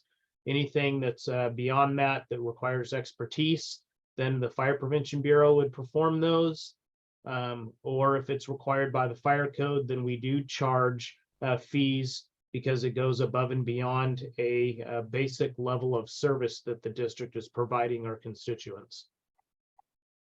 Chuck, along the same lines, so John, are you saying that the cost to send it, you send an engine out, that means there's a crew 2 or more maybe? That's our engine. It's a crew of 3, or it could be 4 if it's the ladder truck, because we do assign any inspections to those shifts and those stations, and they perform inspections within their first due district. So are those costs, in terms of what it costs for those individuals, is that included into the number that is being presented to us today? Yes, that's just so you are fully aware of the cost of that part of the business that we are providing the community. So because the engine companies are performing these inspections, there is a cost associated to that. We just do not charge our businesses for that. And this study is at least allowing you to understand that that is, in essence, a subsidy, because a lot of, I would say, like volunteer districts or other city departments, when they are looking to try to find ways to bring in revenue, they will charge businesses, et cetera, for that service. We do not do that. So that comes under public service, $2 million, and that cost in and of itself, it includes the cost for sending the three or four people out there to look at that particular, make that assessment. That is So, correct. I'm sorry to keep hogging this, but it seems to me that somewhere along the line, the question is, I heard somewhere that $1.1 million that potentially could be a savings to us. And it may, and I think someone mentioned it may come out of or could be a part of that public service, whether we charge, begin to charge for that service, or whatever that service may be or areas may be. So that's the first thing, and figure out what area that we could recuperate those costs. And two, the other side of that, would that entail maybe reassessing and really looking at whether we send out a full crew out there to the site, or whether it's to be a separate person. That's their job. That's what they do. We pay them to do it. Hey, Director Jones, if I can offer up, and John, you can confirm this, that $1.8 million that you see there is the value of our engine company's time. They're on duty. It doesn't create an additional cost. It's just the value. They remain available for responding to calls. And if they weren't to do it, we would still be incurring those costs in essence. Is that correct, John? That is correct. Okay. Could I add one more thing to that, though, Chief? I'm agreeing with you, but in addition, I think it's a training thing for those companies, because they find where the entrances and exits are from places. They find out where the Knox box is located and any hazards they might run into when they go out there. So it's part of their kind of orientation as well. It is. We actually utilize it as a number of different ways on that aspect. I know we're kind of getting off topic here, but our engine companies perform pre-planning of those buildings when they go out there. And it's also excellent public relations and getting to know the community that they serve and getting to see changes that occur, especially with all the new firefighters that we have. They need to get out and understand the building stock and construction styles that we have. And especially with the amount of construction going on, it's very important that our engine companies are out and getting familiar with their districts. I'll turn it back over to Chad to keep going on with the presentation. Sure, and if I may, one comment on that also, when the other jurisdictions that I've worked with, if they do charge for that, they only charge a minimal amount, because the true cost of sending an engine with 3 crew on it is potentially hundreds of dollars per visit. And that's no one's found that to be a reasonable thing to charge the individual businesses. So even if there are charges, it's usually just a very minimal amount. Okay, so some of the other key findings of this study were that if you count, just simply do a tally of all the fee activities, 63% try again, 63% of them under recover full cost. 69% of the new construction plan check and inspection fees under recover full cost, meaning they're subsidized. The current fee is less than what we've identified as the cost. 70% of the current fees for operational permits actually over recover full cost, meaning that the cost is less than what your current fee is. 55% of non-public service fees under recover. So again, most things are under recovering, with some examples in operational permits where they actually over recover. In the occupancy inspections, none of them have a current fee. I think those are, John can speak to this. I think those would be basically new fees if you were to implement them. And of all the calculated rates, 28 out of 30, or 74% of them, are less than full cost. So even on individual staff rates where those are applied, they under recover. And in fire prevention, 100% of the staff rates are less than full cost, meaning you're under recovering on all the staff rates in fire prevention.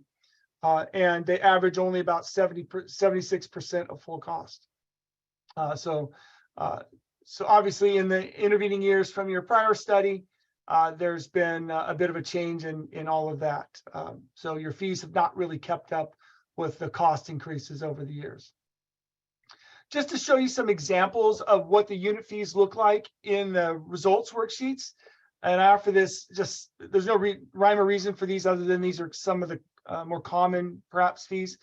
I'm only showing you this for format, so when you look through the worksheets themselves, you understand what we're trying to do here. If you if you're looking at those, where we have your current fee, and then next to it in the worksheet will be your full cost per unit, which is what comes out of the study. And then it'll show the surplus, and in this case, it's a surplus, not a subsidy. So for hazardous materials, for example, your current fee is $829, your cost is $395, meaning you're charging more than double what the real cost is there.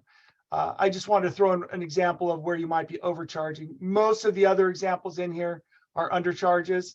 And again, these are just to see the format. So when you actually look at the other worksheets, you understand what you're looking at there. Ultimately, the recap here is that your current overall annual subsidy in these fee activities is about $3.1 million. But for the reasons we talked about, realistically, your potential additional cost recovery would be, and this is an annual figure, would be about 1.1 million. That assumes that every single fee other than like company inspections, those public fees and the occupancy inspections, if you were to increase all of them to 100% right away, you would potentially bring in $1.1 million. But I think realistically, in most instances, that's not something you could do immediately and would go 100% on everything. The overall cost recovery rate is about 43%. That doesn't include operations and support, as I mentioned before. And as I described, the maximum potential fee is what we've identified as the full cost. And whatever choices you make will determine what the fees are and what the subsidy will actually be. This is the numbers that I present here are naturally more optimistic, and maybe that's the wrong term, are more potential and hypothetical because they don't take into account the realities of what you would choose for policy determinations. So obviously that's for you to decide. However, if you don't make any changes, you'll continue to subsidize those individual fees and subsidize those individual fee payers with more general revenues, general fund type, and tax supported activities. So that's the end of what I have as a presentation of this. Obviously, in the background is a whole bunch of detail. I'm glad to go through any of it that you choose to, either now or offline at another time. But for now, that's what I have to offer, and I'm open to any questions. Chad, thank you very much for the presentation, and I hope that it provided some clarification as to how we got where we're at. There's a couple of things that I would like to mention to you. As mentioned, it's a 43% cost recovery that comes to the district when it comes to overall, and that's recognizing, again, engine companies and other services that go out that we do not charge for. However, when it comes to the Fire Prevention Bureau specifically, the cost recovery through this fee schedule potential is, I believe, it's 76%. My goal personally is always to be within the 70 to 80% cost recovery range. And I found that just through legal actions that have taken place throughout the state of California, that if you can stay below 80%, then it's generally means that you are staying within a comfortable range of cost recovery for fees. And that's because we cannot charge for public education. We cannot charge for fire investigation and some other services that our inspector investigators perform. We can only cost recover for items related to an operational permit that's specific in the fire code, or for construction permits. So you will see our old fees. So what was given to you was our current fees and then a proposed fee. And I stuck with the board's typical policy that I have seen develop since 2012, which is to continue to work with single family residential homeowners, which is to continue to 100% waive residential sprinkler fees for single family homeowners only. I will say that has been extremely successful and positively received by the public for that. And then there's also a gate fee for some homes that have a gate that I reduced to make that comparable. And then also the operational permits, as mentioned right now, where they're more than double. That's an example of showing where changes in the district in businesses and what businesses are staying in our district has changed, and why fee studies are important. When you look at 10 years ago, our fire district was very heavy in a lot of research facilities that came from Stanford, et cetera, startups, and also the level of science required a large amount of hazardous materials. And so that cost got spread out with those larger companies and also with small repair garages, auto repair shops, et cetera. Well, science now is on a micro level, so that amount of storage and use of hazardous materials is no longer there. And then also due to the tech industry really moving into our district, a lot of those companies have moved up into South San Francisco, the central part of San Mateo County. And so we've seen a reduction of that. And so you're seeing now that the time that is required for us to be able to go perform an inspection at a small repair garage or a gas station doesn't take as much. And so that fee is now being reduced due to the amount of time that our staff is performing at these type of inspections. So a majority of the fees that are proposed are 100% cost recovery. And then there are a few mainly related to single family residential homes that are being reduced, again, consistent with market or what board policy has typically been.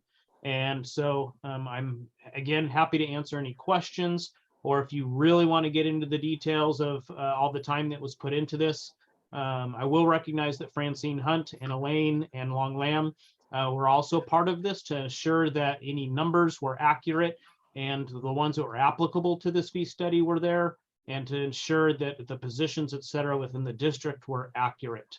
So this is many months of work to go into this, and I'm happy to go over any questions or recommendations or changes that you'd like to do.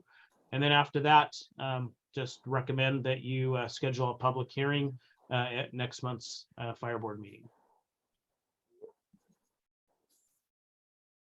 Okay, Robert, you have a question? Or Yeah, quick question. John, you mentioned about, I guess, focused on single family residents. Yes. And you mentioned sprinkler system.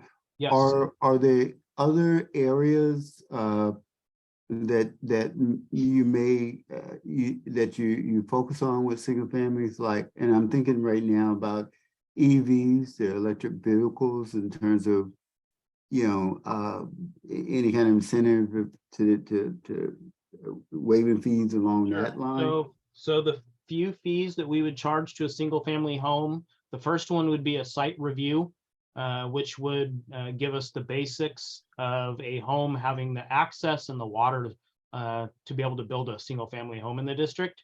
That's a pretty small fee. I believe it's a little over $200. So that's a potential fee that if you wanted to reduce that, though it's not a big wallet buster for most homeowners or builders. Then again, the district has waived single family residential sprinkler fees. I think that's important and shows the value and importance to the district for that life-saving aspect of putting into homes. And then the other is gates that typically would apply to homes that would have a access gate that is required for the fire district to get onto that property. Again, that was reduced to be, I believe, a little over $200, so that it would be really applicable, just to kind of cover a little bit of our time. And then you mentioned solar. So the state of California actually has two measures in regards to that. One is there's an expedite process. The state of California has mandated that it requires basically about a 24-hour turnaround for certain size systems, of which we are making sure that we're compliant with.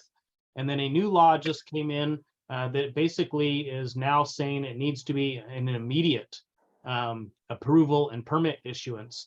So I'm actually in process of working with our online permit contractors to implement a state recommended app that would allow any solar installers to obtain an instant permit.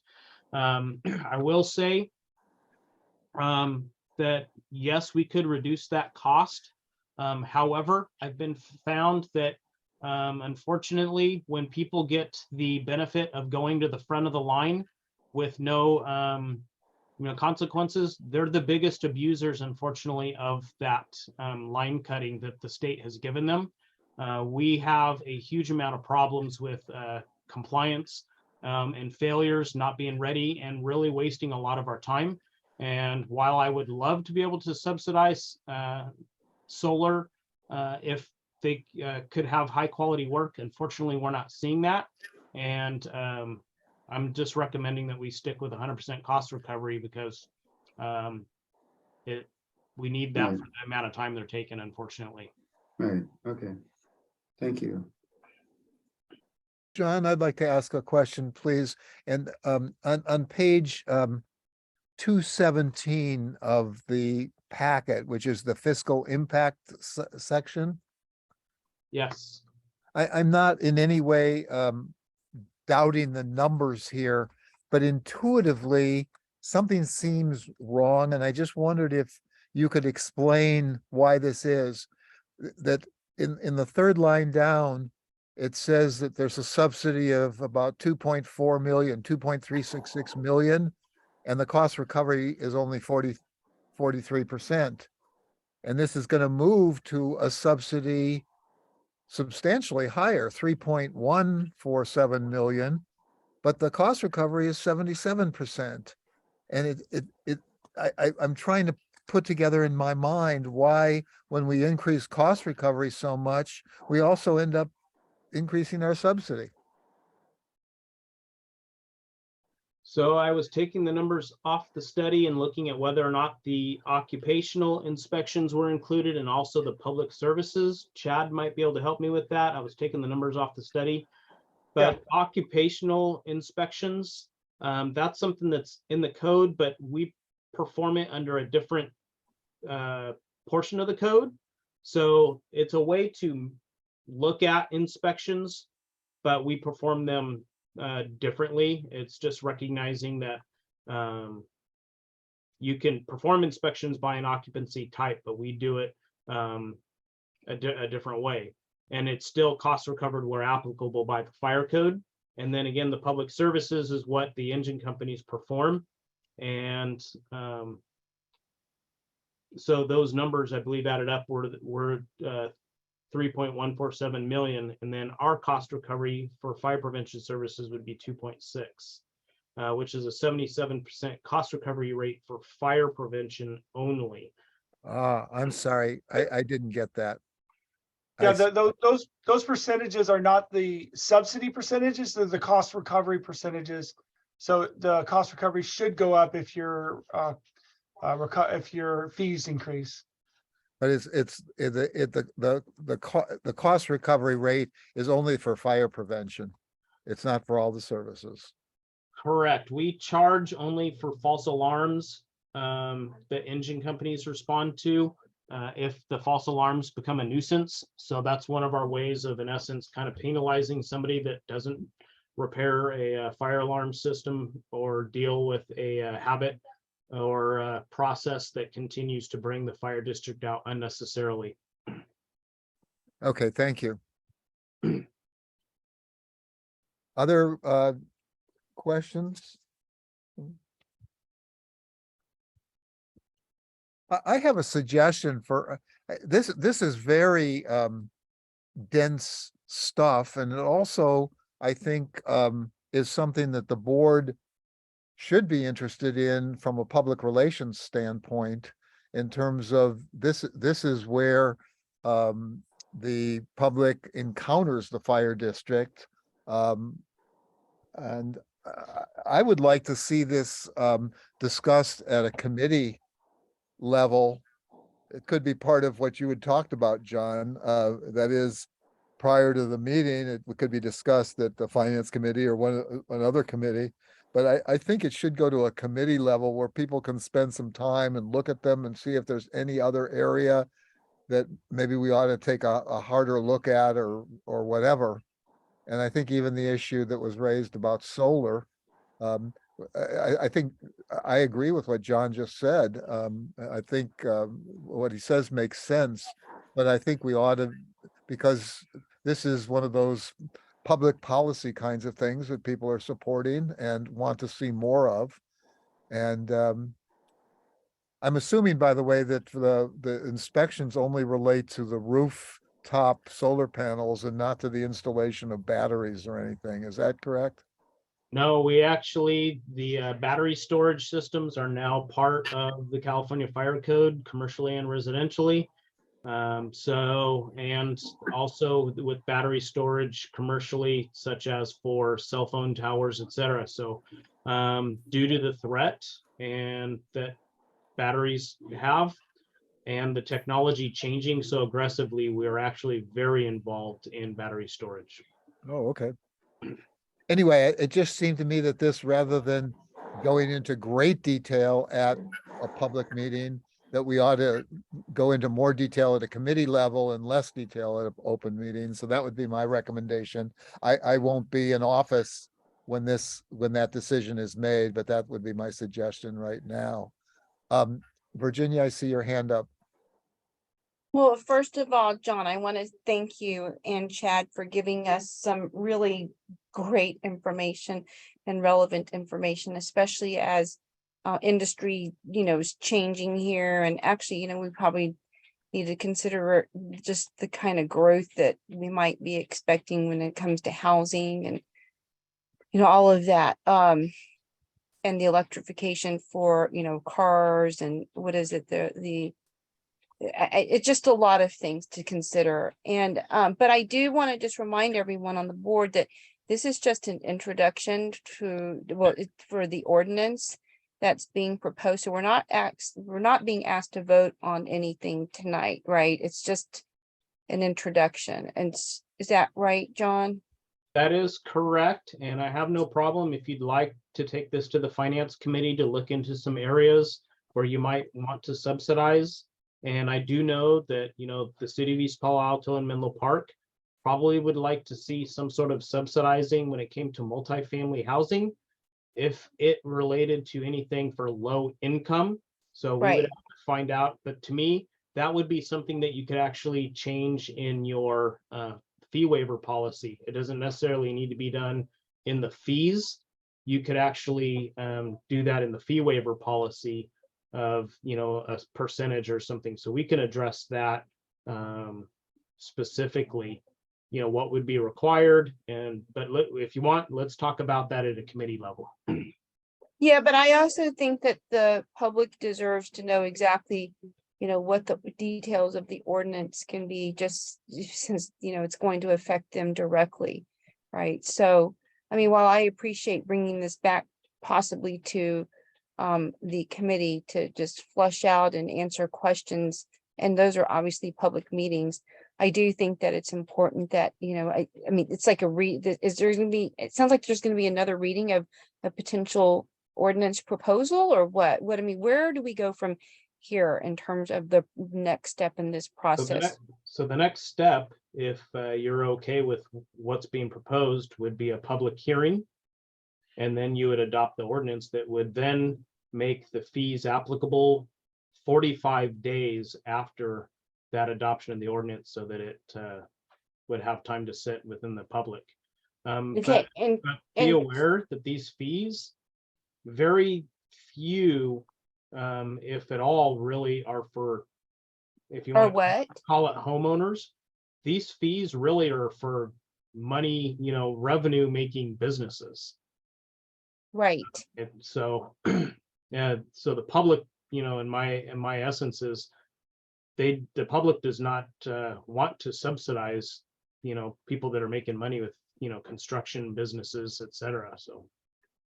Well, I mean, and so I think it sounds like what Chuck is saying is that before we move forward, you want to bring that back to the committees, Chuck? Is that what you're saying? 'Cause I just think it needs some discussion that could take an hour or more, and that we may not want to do it with the whole board, although the board could ask any questions they want. They could also then just consider what the committee had learned from a committee report.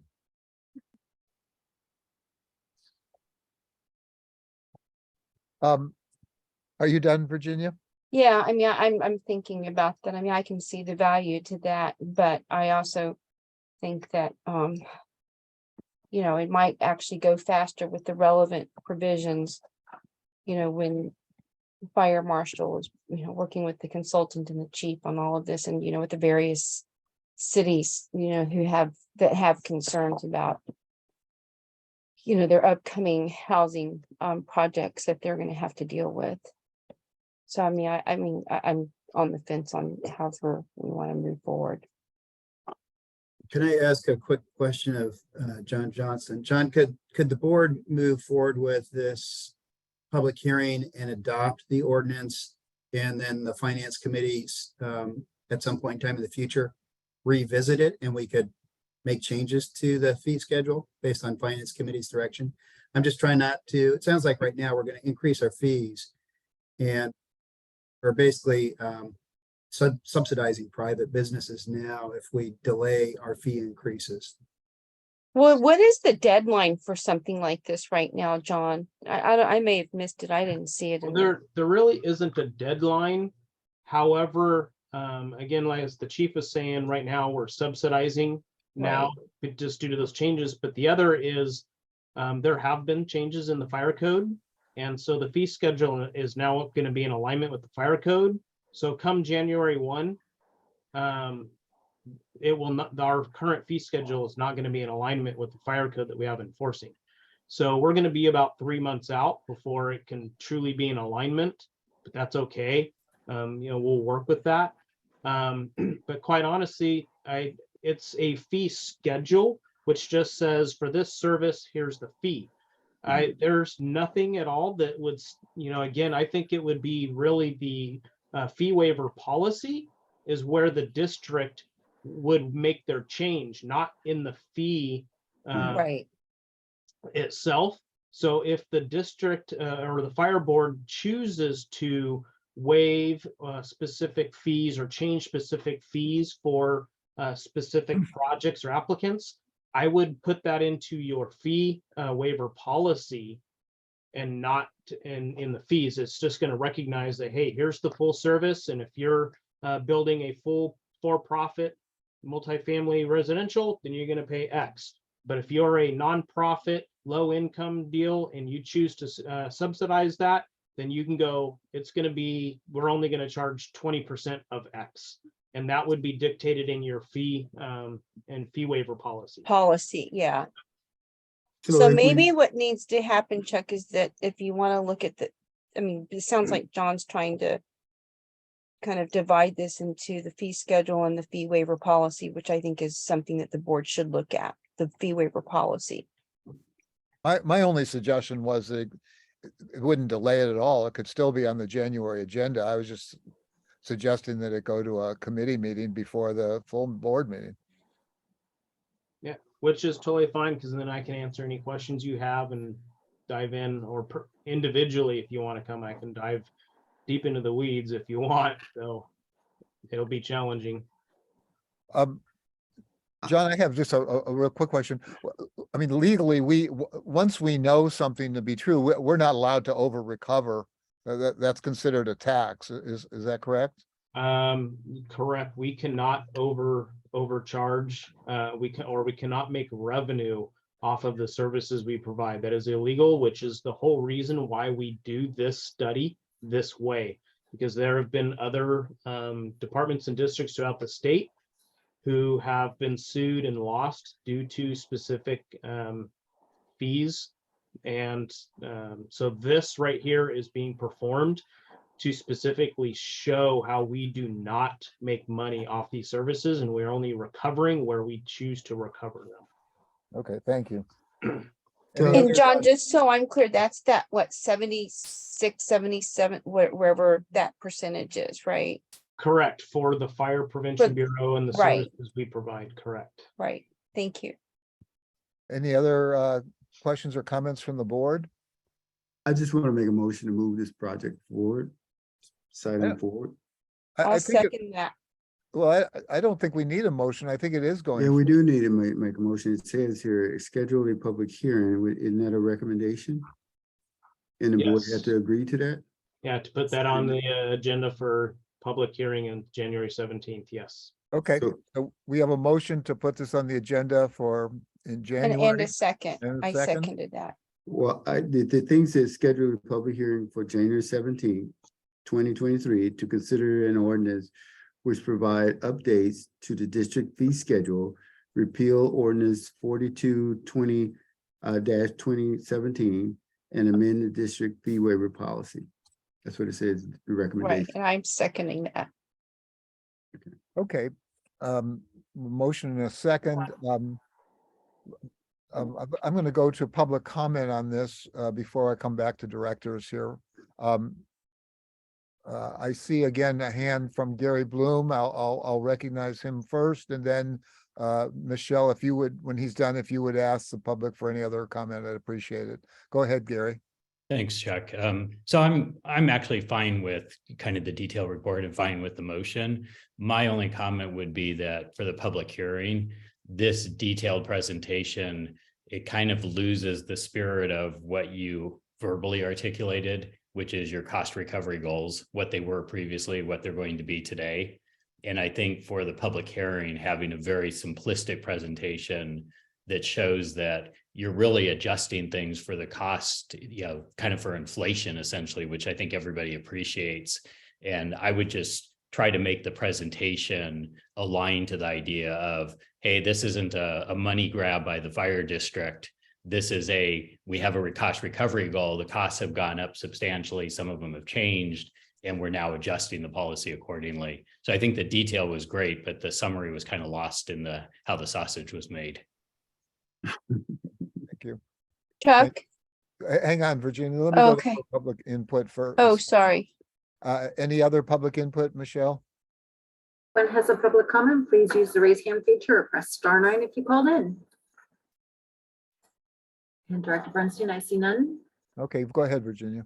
So I agree with the member of the public, John. I think when we present this ordinance to the public, it really has to be constituent oriented, where it's like, oh, how does this affect the constituent?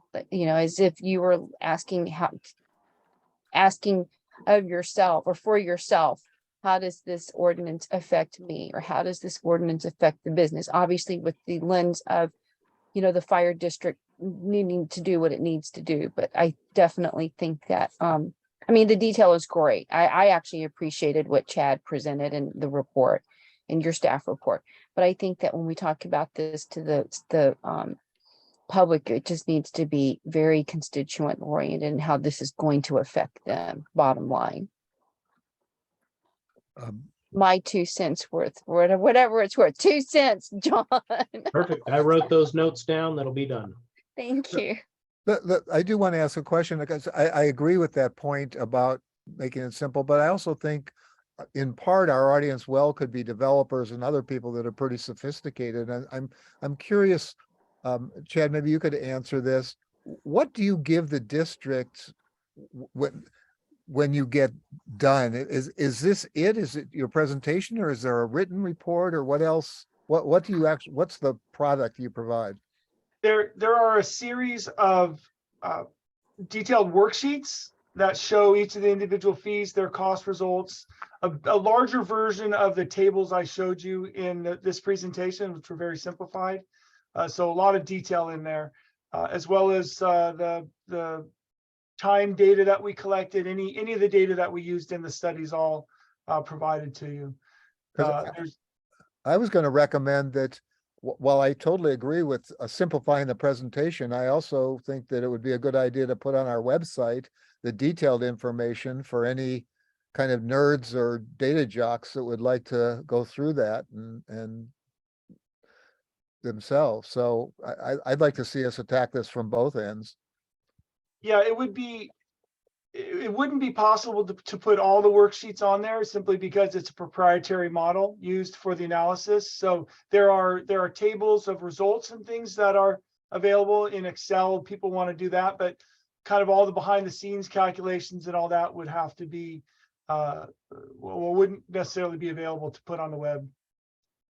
Okay. But I assume you're not providing it to the district either, right? That is correct.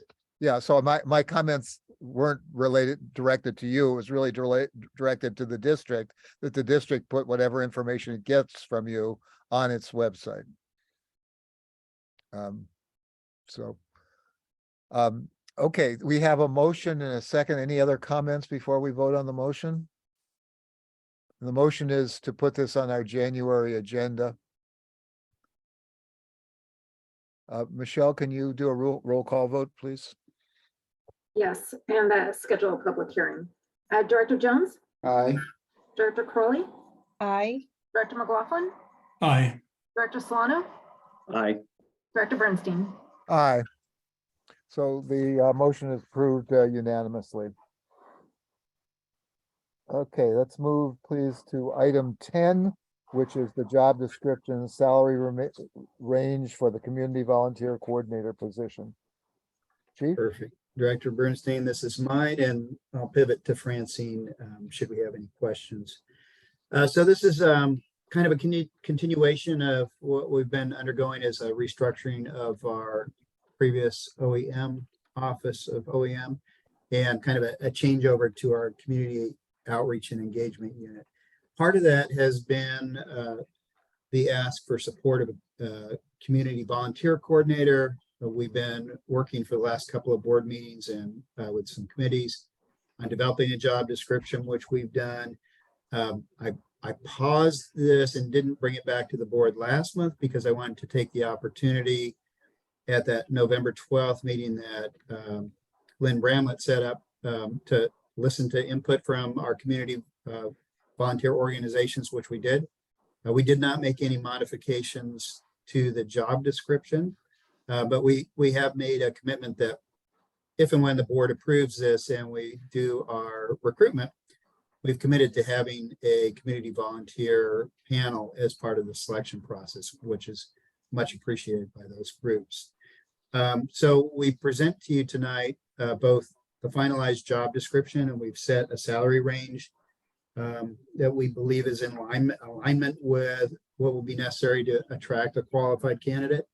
And so I have basically three asks for the board tonight. One is approve the additional budgeted FTE, approve the job description and salary range, and then approve the hourly steps. And just to share with you, because it's not as clear, you know, the in the fiscal impacts, the amount that shows there is a fully costed, including benefits. The actual salary range, if we annualized it, would be approximately $87,000 to $106,000 per year. So with that, I will open it up to any comments or questions. Thank you. Okay, board members, questions? Jim, go ahead, please.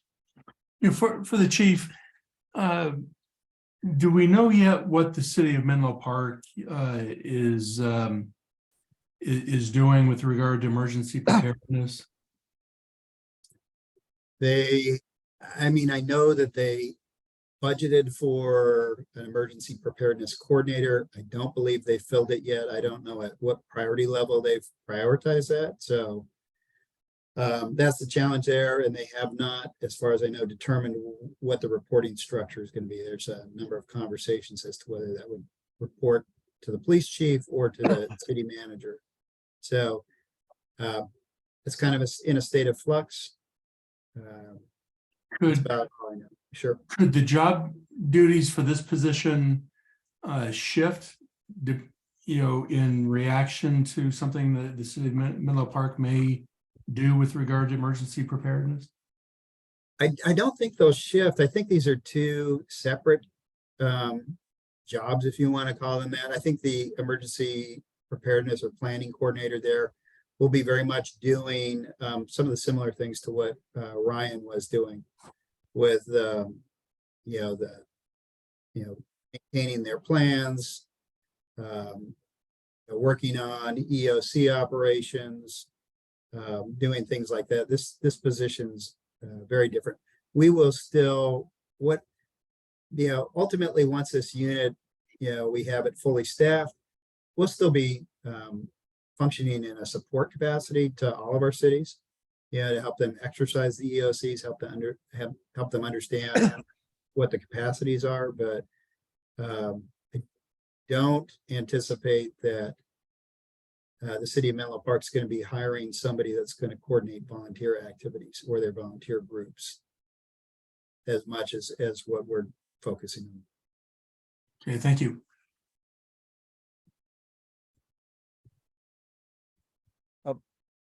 I have two comments or two things that I would hope to see changed in this. The first, just from an FTE, the FTE comment, I don't think we need an extra FTE to accommodate this because we actually have the vacancy of what was Ryan Zolikoffer's position, and it just seems to me we can eliminate that and substitute this in. And that it would be a wash in terms of FTE. And my second comment relates to the key duties that are on page 236.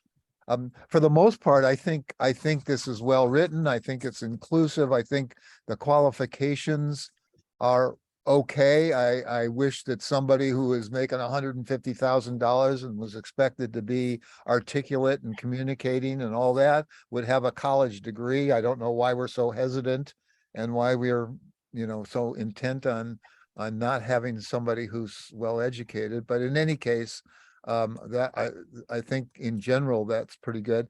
But I was concerned about the number 2 here of the 1 and 2 of the key duties.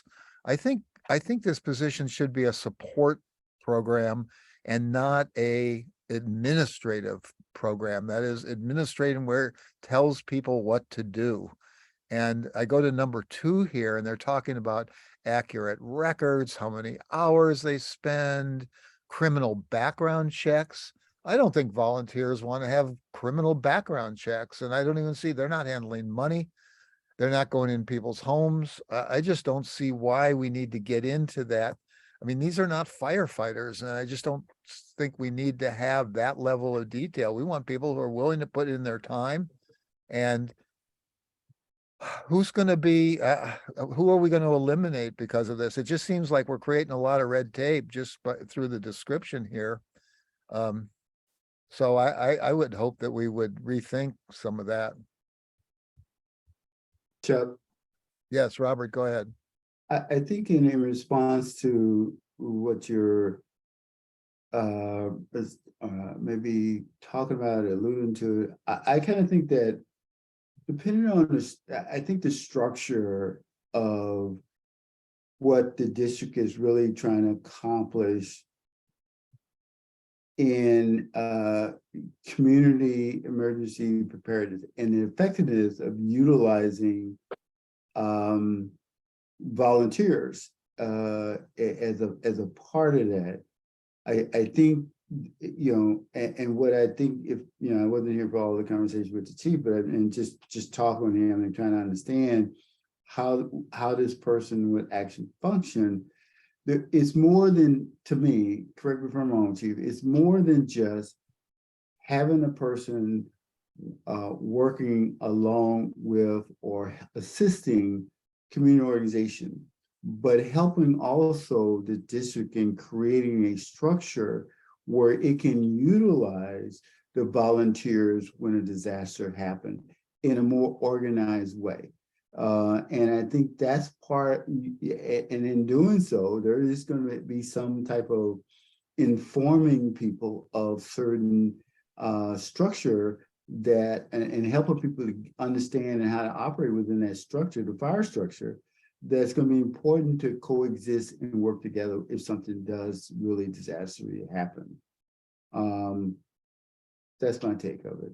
I mean, Chief, is there something in there that I kind of missed in that analysis, or is there more that needs to be added? No, I think that's accurate. I mean, that's this coordinator is going to fill so many roles, and I appreciate Director Bernstein's concern about that language. And when you look at it there, it feels very black and white. Understand this, that really the job description is very broad. We're trying to encompass all of the things that might occur.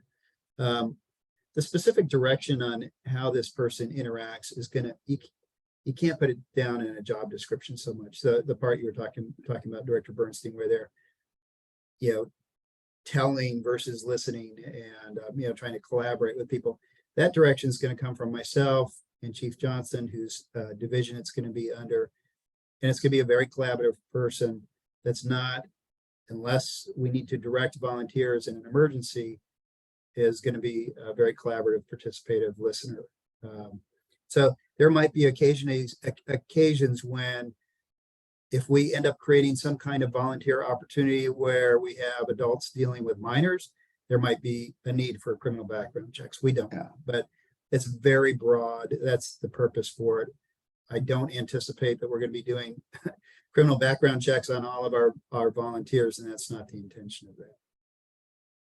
I see, I misread that then. That's what I thought was happening. And so which I could understand if you're talking about having people, riding on engines or going out with Task Force 3, or you know what I'm talking about, where you're talking about side by side type volunteers, but and that may occur, but this is this sort of general run of the mill volunteers who go out to, drop things off at people's houses or I don't know what. And it just seemed like once somebody read they had to have a criminal background check, I could just see people fleeing from that.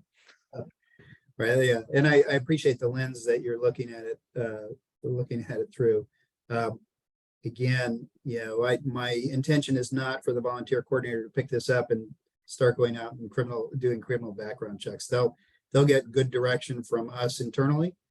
And we certainly understand the intent of the board, and then also in listening to our volunteer groups, what their desires are. And like I said, we're really trying to have a really broad job description that gives us a lot of leeway and creating a really large umbrella that everyone can fit under. Rob, go ahead, please. Thanks, Chuck.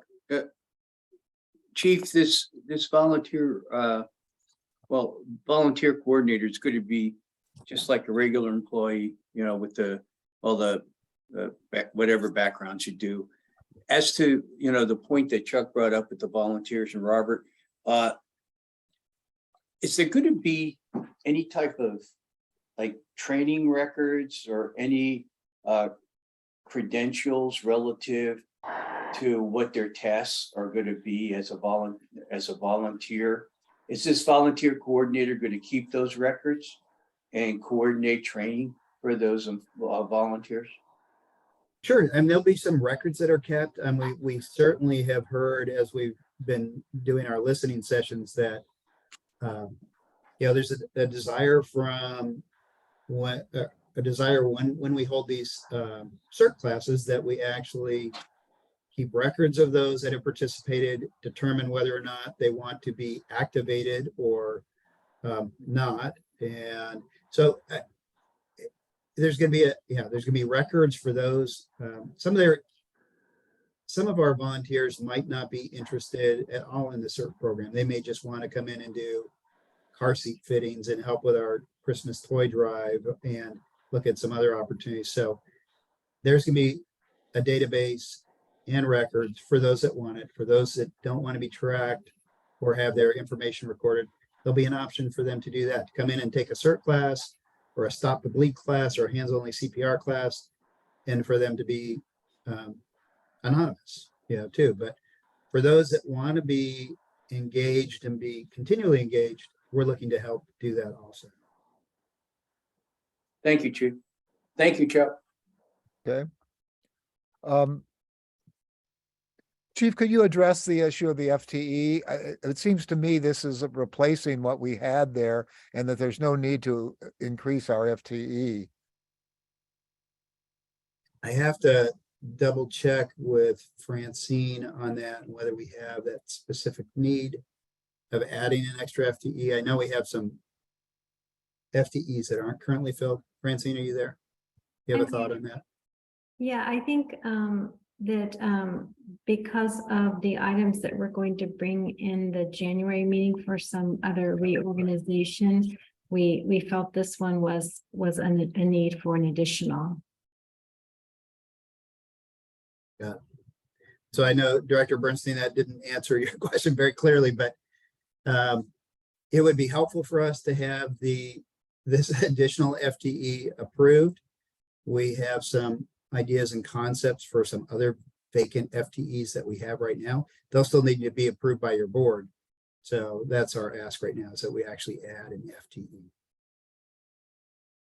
Well, I would like to approve this, the job description and get this advertised and going. I don't want to increase our headcount at this point without knowing why we would do that. In the past, I had worked very hard to reduce the sort of slush fund part, where we had 10% of our positions were unfilled FTEs. It just ended up being, it meant we never went over our budget and it was spent on other things. And I think the board doesn't have great tools to be able to manage the finances other than headcount. And I think when we've eliminated a position, we ought to remove the FTE. I'd be fine approving this if we removed it for whatever the other position was called.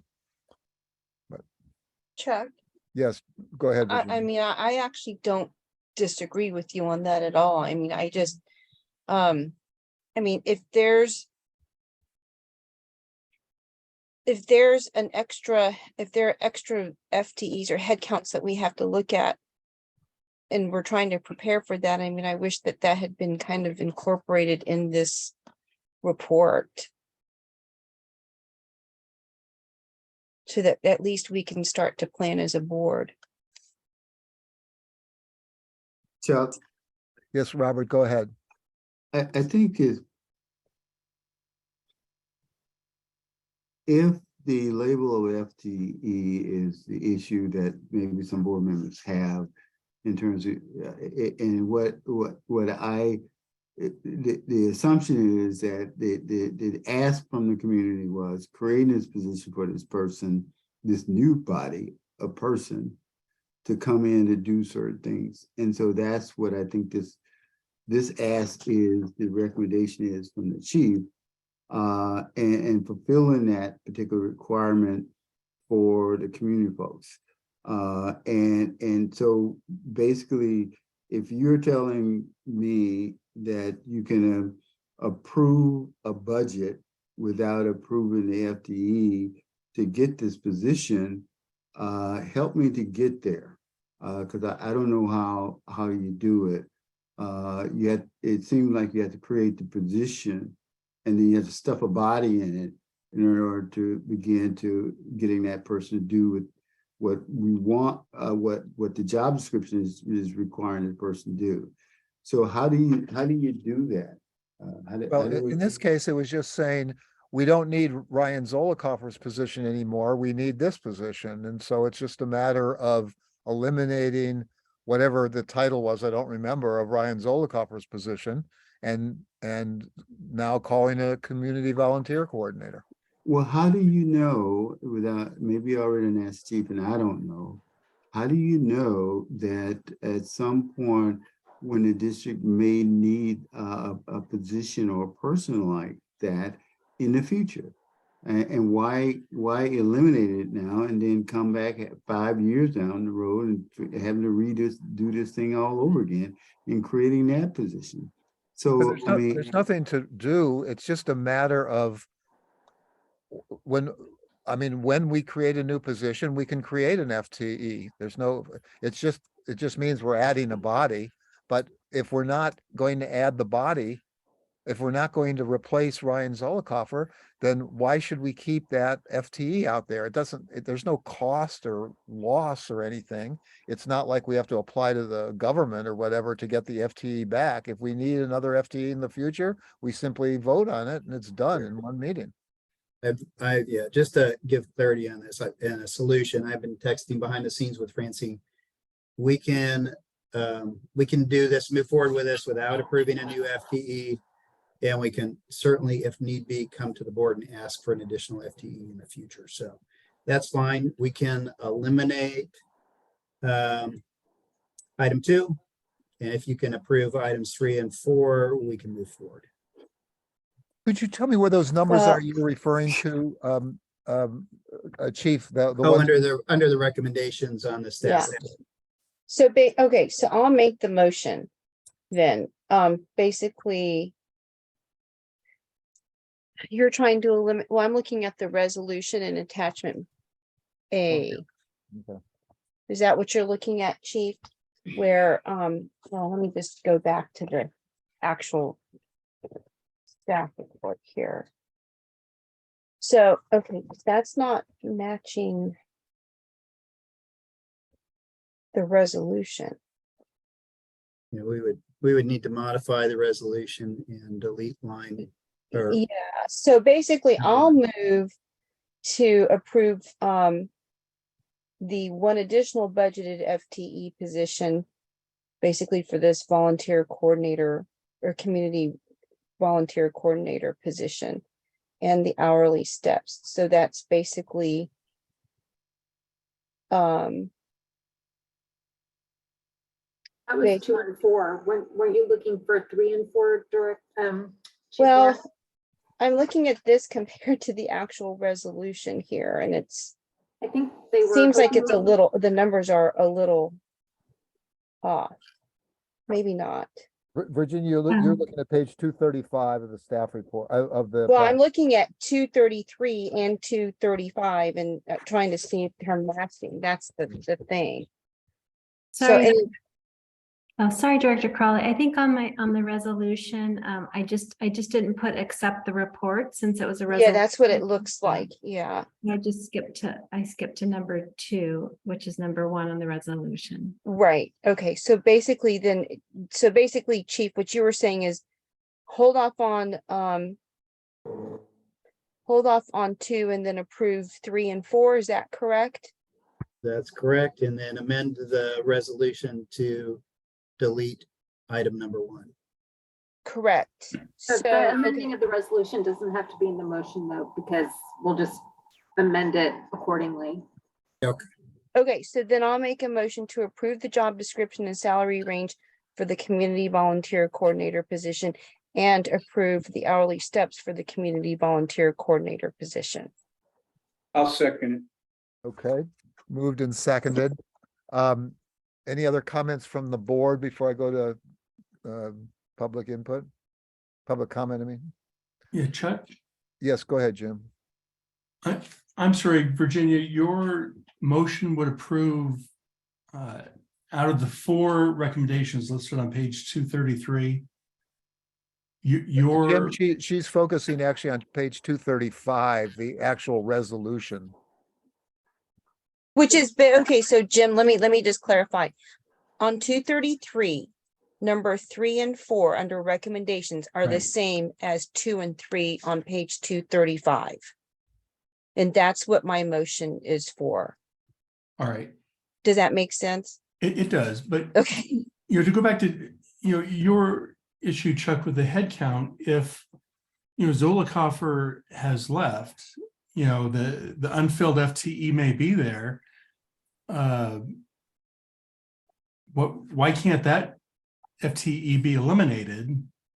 And we'll approve this FTE and it's a wash. I think that's essentially what the chief has said that we'll be doing. That's my motion pretty much does that, Jim. Well, then I don't understand why we wouldn't approve recommendation 2, to approve the additional FTE if the chief is assuring us that the Zollicoffer position will be eliminated. Well, effectively, we've got a sort of a max head count, whatever it is, 122 or whatever that head count is. It just wouldn't increase the overall head count of the district at this point. Right. So Jim, I was wondering the same thing, right? And my understanding from what I heard from Francine and the chief was that they were going to come back with some other potential position or FTE request. And so I was asking why that wasn't even in this report, or maybe I missed it so that we can plan. But Well, then a question for the chief. I mean, if we approve recommendation 3 and 4, does that allow you to advertise the position and begin moving Yes. forward filling it? Yeah, and just to be, fully transparent, so nobody's surprised by anything. I mean, we talk about Ryan's position. I don't remember what the classification is. I don't have any intention of replacing Ryan with a new Ryan, right? We have a number of allocations right now that are vacant, Ryan's included. We are going to figure out which, we can underfill one of those positions with this volunteer coordinator. We don't need an additional FTE. What that allows us to do is, with our existing allocations, live within those and place this position in one of those. Okay, thank you. Sure. And so that my motion takes all of that into consideration. Your motion allows us to do those things, which would be great. Thank you. Right. Okay, any other comments from board members? I'll go to, Michelle, will you call for public input then, please? Public Anyone? comment? Yes, if anyone has a public comment, please use the raise hand feature or press *9 if you called in. Director Bernstein, I see none, but I do want to note that there was an email public comment from Lynn Bramlett, which I forwarded to all the directors. You hopefully all saw that. Just an Yes, FYI. thank you. You bet. Thanks, Michelle. I was actually going to bring that up. Thank you. Thank you. Yeah, I mean, in essence, she was supporting the addition of this position. Okay, let's come back then and do the roll call vote. Director Jones, Aye. Director Crawley, Aye. Director McLaughlin, Aye. Director Solano, Aye. Director Bernstein. Aye. The motion is approved. The resolution is approved unanimously, and we'll move to item 11, which is the Chief's pilot program about workforce housing. Go ahead, Chief. Great. Thank you, Director Bernstein.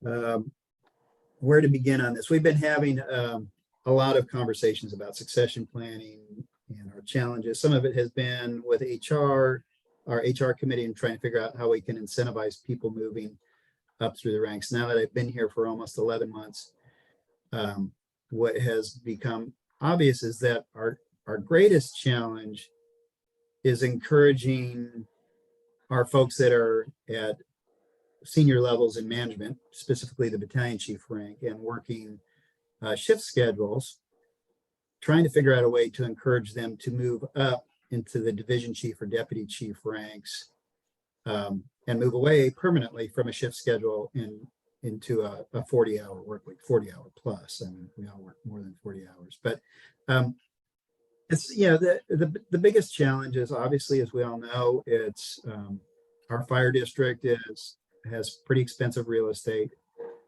And over the course of most of our firefighters' careers, they tend to find places where they can raise their family in an environment where they have some space and a bigger house. And typically we're finding people are moving further and further away.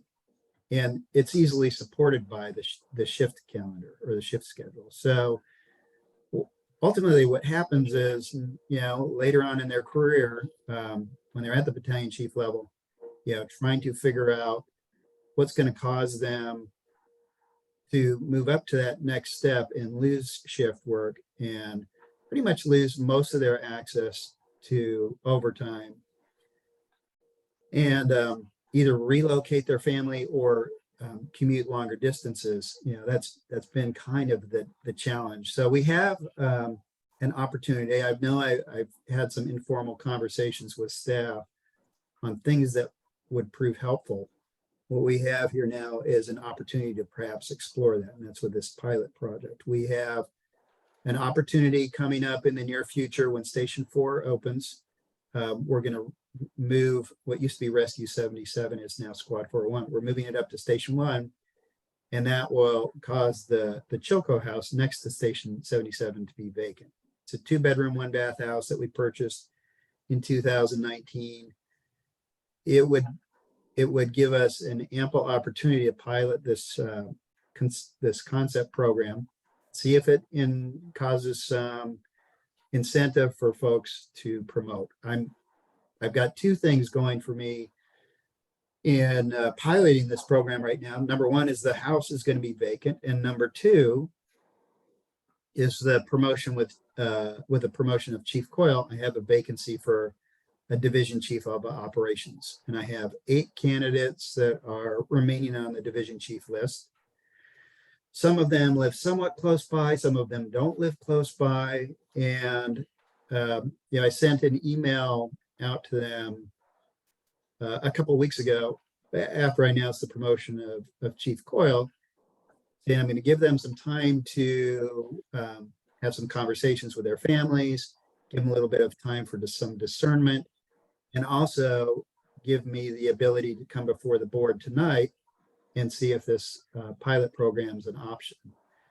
Should the board approve this pilot program tonight, I'll send out another email sharing with those 8 individuals this potential opportunity to spend 3, maybe 4 nights per week at the Chilco House, so that after work they can go there. It can kind of be their home, not a fire station, dorm room, in a place where they can kind of have their own space.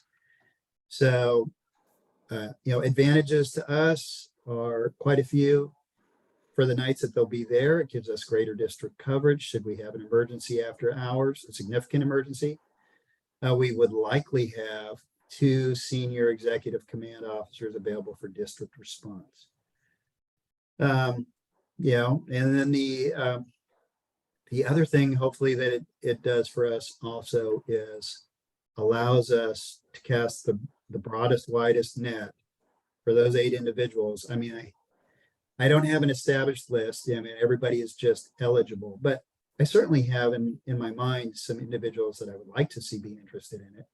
And I think this may help some of those individuals become interested. So my plan is, should you approve it, is to share with them this information, allow them to spend the next 2 weeks or so talking about it with their family, because it is for in a firefighter's career, raising your hand and saying, I'm willing to never shift work again, is a pretty big, significant deal. So I want to give them the time to sort that out with their families. But like I said, we are fortunate to be a district that has a couple of homes, and this one is in pretty decent shape and could be moved into almost immediately once it's vacated. And it's just a good opportunity for us. Like I said, this is not a forever solution. I'm not sure it will work, but I'm optimistic that it likely will work. I think it's probably the best answer that we have right now to address this issue. I know a lot of agencies in the peninsula area are talking about things like this. We just happen to be presented with a really good opportunity to pilot this program. So my commitment to you, should you approve it, is that this will be a year-long program. I will come back to you in 11 months with a report and basically a recommendation either to discontinue the program or support it moving forward into the future. With that, I'm happy to entertain questions. Okay, let me ask board. Jim, you have your hand up. Go ahead. Chief, would the employees, in this case, the operations chief, would they be participating in the cost, or would the cost be borne by the district? Yes. So my intention would be there would be no cost to the employee. It would be in lieu of a residency stipend. It would be similar to something that the city of or town of Atherton is doing with their police chief and providing him housing. And for him, it's a no cost item, but they include the fair market value of the rental in his income annually, which is required by the IRS. So the employee would bear the cost of that. They would pay taxes on it. That would be their responsibility. We would not reimburse them for that. And Chuck, if I may, I have another question. Yeah, please go ahead. Chief, we own 2 homes, the one on Chilco and the other one on Almondral. And have you considered use of the Almondral house for this purpose? I haven't, and the reasons are mostly that this one is in moving condition, the one on Almond Draw is not. It would need some work and some investment, and I'm not sure we're prepared for that, but if this is successful here, it may allow us to expand that, so we can increase availability of workforce housing. I know that Chief McCulley with Atherton has been interested in partnering with us on some workforce housing. But yeah, so I guess the answer is I'm aware of that. This one just happens to be in the best condition that can be moved into right away without us having to expend any money. That other one on Almond Draw next to Station 3 is a little bit of a hot mess inside. Thank you. Rob, I saw your hand next, and then Robert's after you. Okay, thank you, Chuck. When we're looking, I think it's a good idea, and to do the pilot project for a year makes a lot of sense, Chief. The thing that always concerned me, and back in 1989, when there was an earthquake here, a majority of my staff was on the other side of the bridge, and they couldn't respond when I was with a federal agency, and that's got to be a huge problem for you with your senior people that live in other areas. And I know, that's just an issue that all these public safety agencies are having. I was flying back from Phoenix, and I was sitting next to two San Jose police officers that lived in Phoenix. So, and they worked in San Jose. So I understand it. And I think it would be something that we could look at for a year and evaluate it accordingly. So I would be in favor of it, Chief. Thank you. Robert, go ahead, please. Chief, okay. Yeah, I like the idea. I think I like more so the idea of being able to look at it in a year after we have went a full cycle with it. And I also would, I'm not sure how to phrase this, but being able to, with this project, being able to kind of understand some of the metrics that you would like to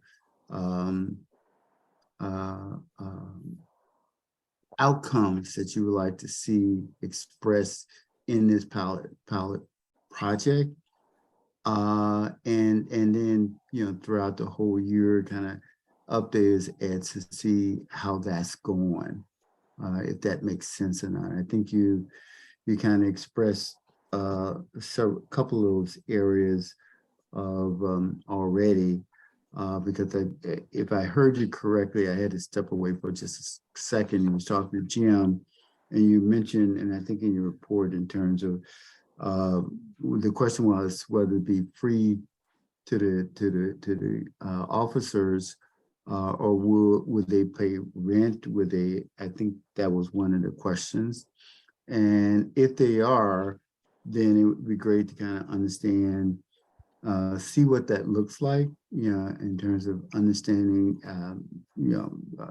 whether that makes sense of, paying rent or not paying rent, or just what, and whatever informal survey that is done at the end of the program to kind of get the people who's going to be living there, getting their opinion about what their experience and how they may see if a project like this moving forward in the future, if that were the case, or what some of the maybe the pitfalls that might be they may be experiencing that may be not as ideal as they thought. Because any information, I think, would be good information to kind of to have, so that to be able to kind of fix it along the way, or else in that regards, if that makes sense or not. Thanks. It does. Thank you, Director. Rob, I'm going to go all the way around before I come back to you, if you don't mind here. Virginia, did you want to say anything? I have some comments, but I'll defer to you if you have some. No, I mean, I think it's a good idea and I like the pilot program and we'll reevaluate it in a year. I'm honestly glad that we have the house, which I think will be put to good use. I mean, this isn't the first time we've discussed it, how we can use it and we have an asset and that was used during COVID too, to kind of separate those who might be infected. When Harold did the what is it, the COVID response unit or pandemic response unit. I mean, so I think we have to use this house. It's a public asset. And I think a pilot program for workforce housing is a great idea. I'm going to argue against it because I don't believe this is what you would call workforce housing. Usually workforce housing relates to people who are having trouble affording housing. And you're trying to make it possible No. for them to live there. But here's a situation where, let's just take Menlo Park, for example. In the last census report, for I think 2021, the average household income in Menlo Park was $180,000, just under $180,000. These chief officers are making double that. In other words, they're making twice what our own residents are making. And we have some candidates who live locally. And it just seems to me that we ought to be building up a core of leadership that would be in our community in an emergency. And if we're talking about succession planning, and by the way, this house would only get used 3 nights a week. And these leaders would only be in the district 4 days a week. And I just think that if anything happens on a Friday, Saturday, or Sunday, our district is in sad shape with no leadership available if we're promoting people who are living 100 miles away or something. So I think it's bad policy. I think it's a terrible use of $1 million asset. The fact is, we could be generating $5,000 a month or perhaps even more in terms of rent from it.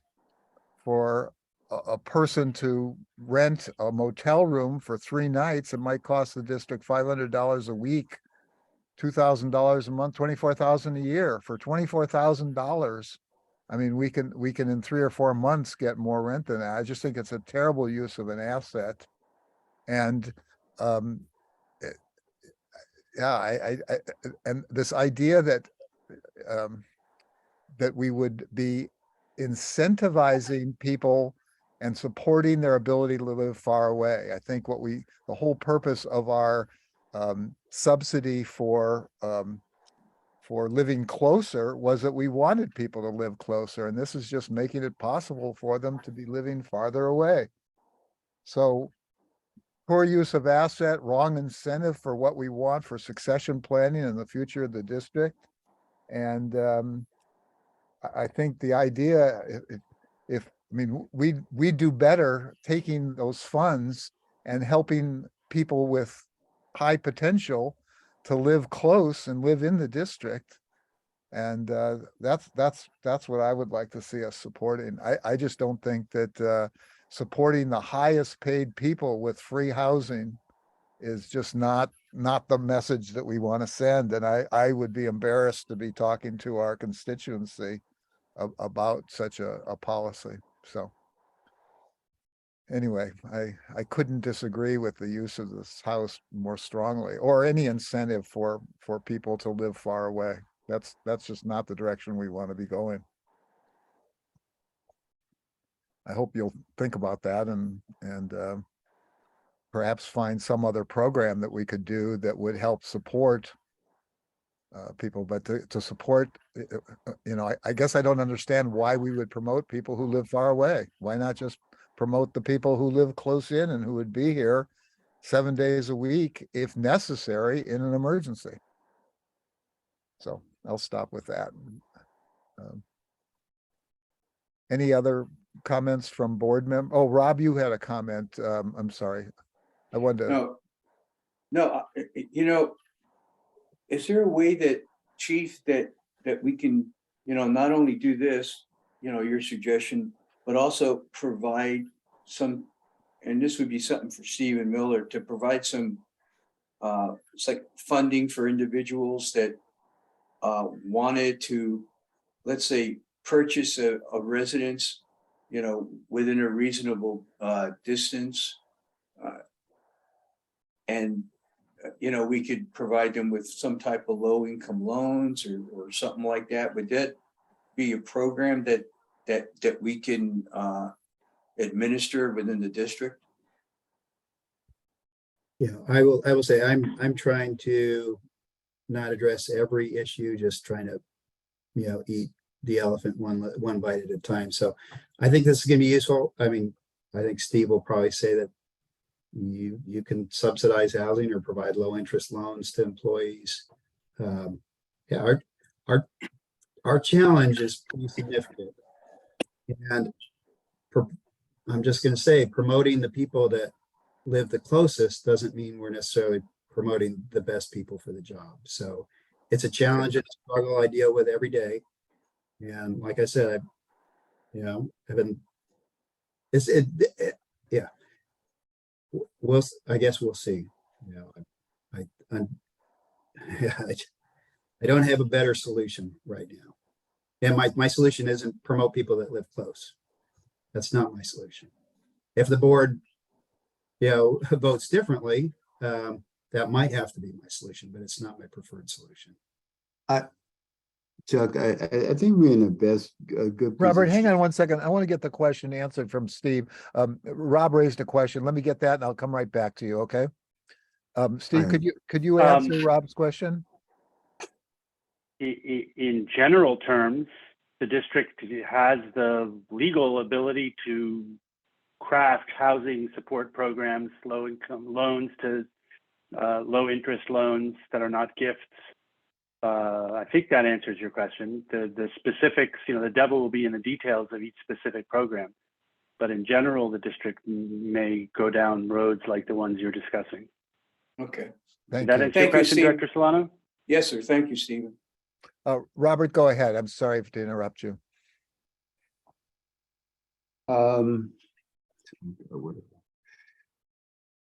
think that, when there's opportunity like we have as a district to be financially able to, look at, begin to tackle workforce. Workforce housing is not necessarily housing for poor folks.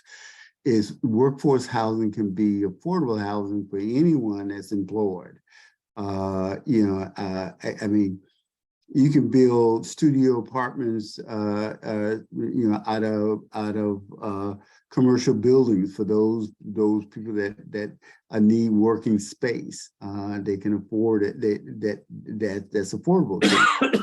And so, I think we have an opportunity to pilot a program with our own source of funds that if it turned out to be successful the way the chief is anticipating, or not, but more so, I think if it's turned out the way we anticipate that he's anticipated, that this is an opportunity to not only, if it's successful, be able to expand upon it, because not only for the Menlo Park Fire Protection District, but also, cities that has the same kind of situation with their police departments and their staffing. So I know it's a not in my neighborhood kind of thing, but I think it's important for us to be able to kind of go with the scenario, understand the scenario of what if there is this disaster that we all plan and know that's going to happen at some point, sometime, but we don't know when. Plan for that eventually, that inevitability is going to happen. as well as to try to manage what we have in a way that's more effective for us as a district. So this seemed like just a no-brainer. Cost, I mean, we anyway, so that's what all I have to say about that. I'm just ready to vote on it to move forward. I think it's a great idea. But I did the numbers on terms of trying to calculate what people would end up paying just on a $1.6 million house. That same house, I know the chief has some highs and lows on it, but in the way the market is moving or have moved, and will move as soon as we come out of this particular recession here a little bit. Even in Menlo Park, in the Bellhaven area, homes are going for, or have gone for $1.5 million. And you're talking about if you got 20% put down, you're looking at somewhere in the neighborhood $320,000 versus you have to come out of pocket for that. Rob, it addressed the issue that Rob talked about in terms of loan program. Do the district want to put out that kind of money on the loan program? I mean, so this here seemed like a very low cost kind of approach to see over a year to see if this pilot program actually works. And if it does, then that should tell us something too, that maybe we should look at try to expand upon that, not only by ourselves, but other public agencies that has employees that are in that same category. I'm done. Okay, any other comments from the board? Michelle, would you call for public comment, please? Yes, if anyone has public comment, please use the raise hand feature or press *9 if you called in. And seeing none, Director Bernstein, you may continue. Okay. I'm sorry, please refresh my recollection. Do we have a motion on the floor? There's no motion. I'll make a motion. Go ahead, make your motion, Robert. Also, the motion is to authorize the fire chief to implement a pilot program for workforce housing for senior staff. I'll second that. Okay. Any further discussion from board members? Okay, we'll go with a roll call vote, Michelle? Director Jones? Aye. Director Crawley? Aye. Director McLaughlin? Aye. Director Solano? Aye. Director Bernstein? Nay, and I'd like the minutes, please, to reflect that I think it is wrong for us to be incentivizing staff to live far from the district and we're misusing a valuable asset.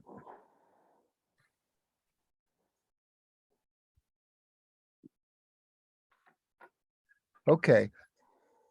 The motion passes 4-1. We'll move to item 12, which relates to some proclamations. Chief, did you want to talk about that? I can introduce it. This was a request from Director Solano to recognize some of our outgoing members in the San Mateo County Sheriff's Office. I'm not sure what our normal procedures are for that, but Director Solano. Sure, Chief, thank you. Yeah, currently the current sheriff, Carlos Bolanos, the under sheriff, Mark Robbins, and the 3 assistant sheriffs, Ed Wood, Mark Dury, and Alma Zamora. They're all leaving the sheriff's office. Each one of them has a considerable amount, many years of service, not only to our fire district, because we are in the county, but to the entire community. So I thought it'd be a nice gesture from us from the fire district to prepare a proclamation identifying their service to the community, being signed and presented by our board president and our fire chief. And so the district would send those out basically, and you're asking for any comments from the board, or if anybody objected, or is that right? Okay. If anyone objects to it, wants to change it from a proclamation to accommodation, or that's why I put it as a discussion item. Any comments from the board? Jim, go ahead. Yeah, I support this specific proposal. I would just suggest that we ask the chief to develop a program, that would facilitate district participation in retirement events for our local partner agencies, both police and fire. Somebody that retires after a 30-year career and they have the traditional retirement event. I think we should be attending those, and I think the district should be bearing the cost of the dinner, the $50 or whatever it may be to attend the retirement dinner, and have a proclamation of sort in hand to present at the event. So. Okay. Other comments from board members? Well, I'll say myself, this seems like a practice that other agencies do.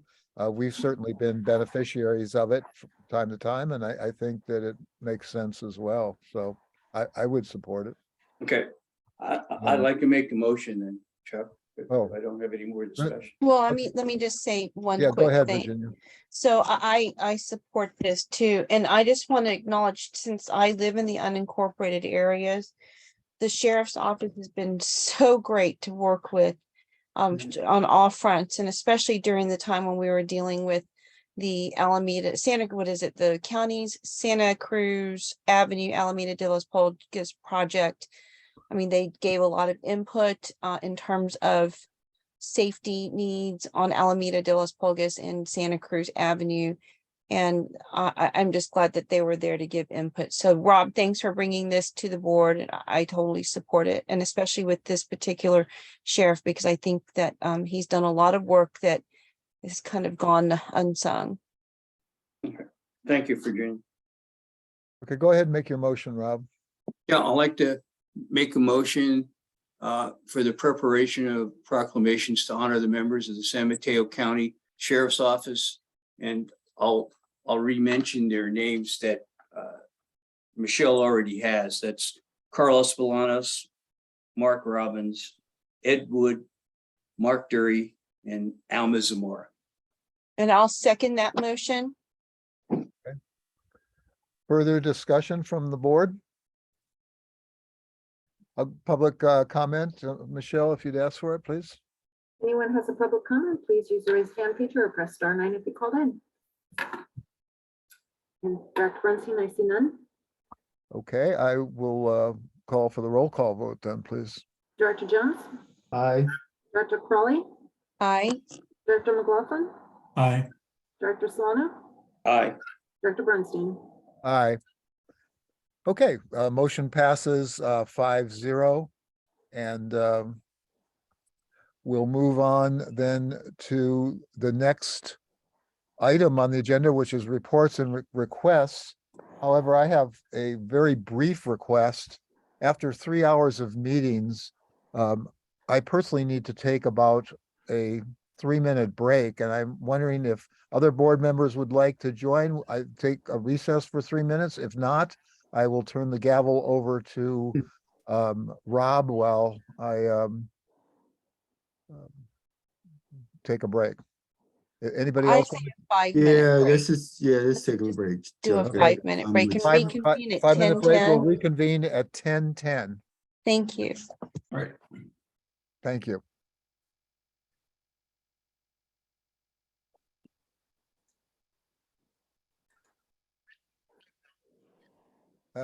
Rob, are you there or not yet?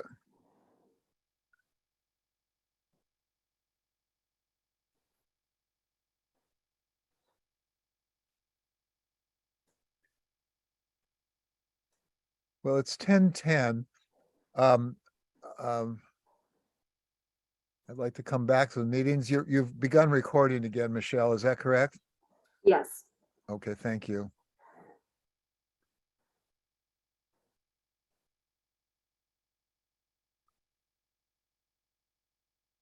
I'll start then with the reports. committee reports and start with emergency preparedness. That's you, Robert, right? I don't have anything to report other than what has already been discussed back in item number 10 that the chief presented to the board. We had a robust conversation around that topic area, and I'm glad that the board has pushed that item forward. So that's all I have for disaster preparedness. Now, does Virginia have something else you want to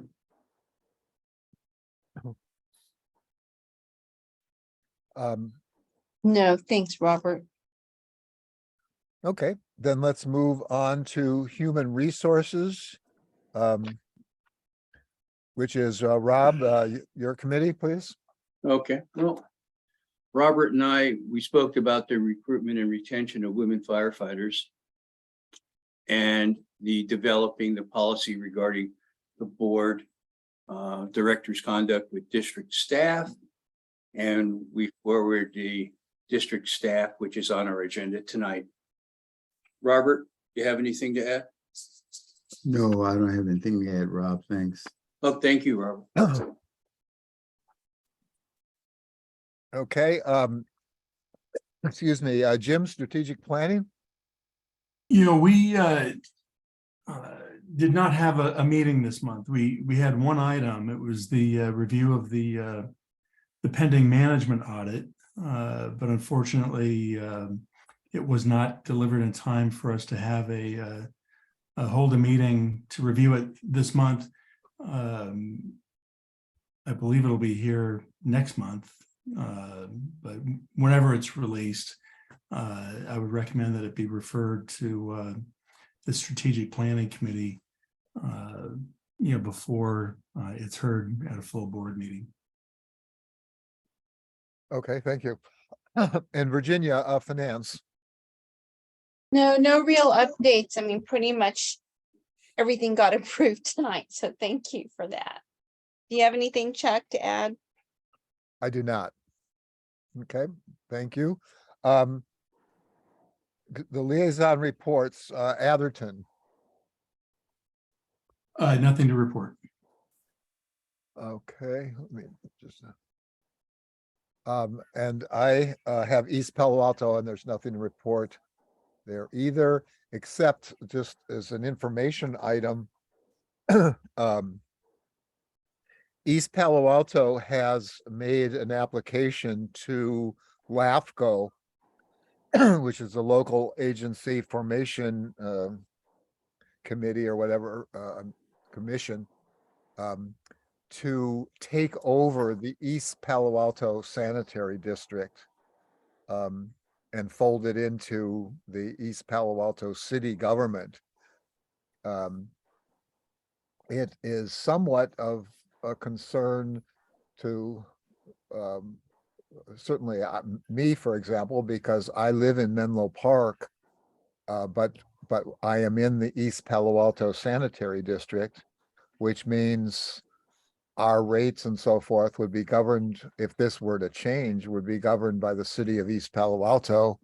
And I, as a Menlo Park resident, would have no say in my sewer rates or anything like that. So it remains to be seen how far this will go in terms of LAFCO. There's the sanitary district is putting up a kind of a vigorous defense against any change. And we'll see how that goes. Basically, the East Palo Alto is concerned, the city of East Palo Alto is concerned that the sanitary district has wanted new development to pay for the expansion of sewers. And that's put a dent in the ability of Sobrato and others to expand. And so it's become a big political issue, and I'm just making, because we are a district and so forth, I just thought that you might be interested in that event. Well, Chuck, Go ahead, Robert. Did you have something to say about it? yeah, I think you're a rate holder. You pay your sewer, if you're saying you're in the district sanitation district, you get a bill from them, and so you have something to say. It's hard for me to imagine someone that pays bills don't have nothing to say about their rates. So you are, if you're in the district, you pay your bill to them, you have something to say. So don't call yourself short on that. But it boils down to management. I've been living there since for the last 40 years, and our rates have gone up in the name of improving the sewer system. And that it's been patchwork during those years. They have collected money from us to go through and make those repairs, and they have failed to uphold that particular part of the agreement as they continue to raise rates. So going through the city taking that part over, there's another plan by the city is to subcontract that work out to individuals, to companies that do sewer work, and try to change some of the practices and that the current district is going through. But they want each developer to give them $6 million to connect into the sanitary sewer system. $6 million. Single family homes as well, $6 million. So it is a little bit egregious at that point in time, for that cost, and the sanitary district is not backing down. The Light Tree Apartments was another one. It's one of the projects that helped build and develop as an organization. And they the new expansion of 96 affordable housing units, they only wanted $2.1 million in order to connect to the sewer system. Now that they moved up to $6 million, and they have not yet approved that project after almost 3 years of working on that project for its final construction. And so that's holding up tenants to move in. And that's part of the fight that's going on right now with the sanitary district. That's all I have to say. Add my little 2 cents. I mean, that is, if that's relevant to the liaison stuff, Chuck, then that's fine. I just don't want us to deviate from the liaison report. Yes, you're right. So, it was an informational item relating to the sort of the political climate of right now that's happening. And I say it because we have a report here where we've been interested in the city of East Palo Alto upgrading its water structure and so forth. So there are issues with infrastructure in East Palo Alto. Let's just put it that way. Okay, city of Menlo Park. I don't really have anything to report except that tomorrow night they're going to be voting, the council is going to be voting on the who to appoint to be the new city council member for District 5. So I guess we'll be watching for that, Chief, and then we'll go ahead and schedule the joint meeting probably next year. It sounds like early next year, I hope. It's been delayed a couple times. So we'll just kind of see who the next person will be to represent District 5. That's all I have right now. Thank you. Rob, San Mateo County? Nothing to report, Chuck. Thank you. Okay. And then the Virginia, the San Mateo Pre-Hospital Emergency Medical Joint Powers Authority. Nothing to report except that their quarterly meeting is supposed to be the first one of the year will be in January. So hopefully we'll be able to have that one. Okay. Move to the ad hoc committee reports. The DEI committee, please. Robert or Virginia, one of you. There's nothing to report, Chuck, at this. We didn't have a meeting. Okay.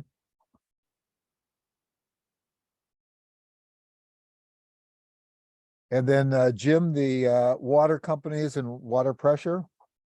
No, nothing, after the good news from our last meeting that the city's moving forward with improvements to the system. Nothing to report. Okay, and ambulance services, we never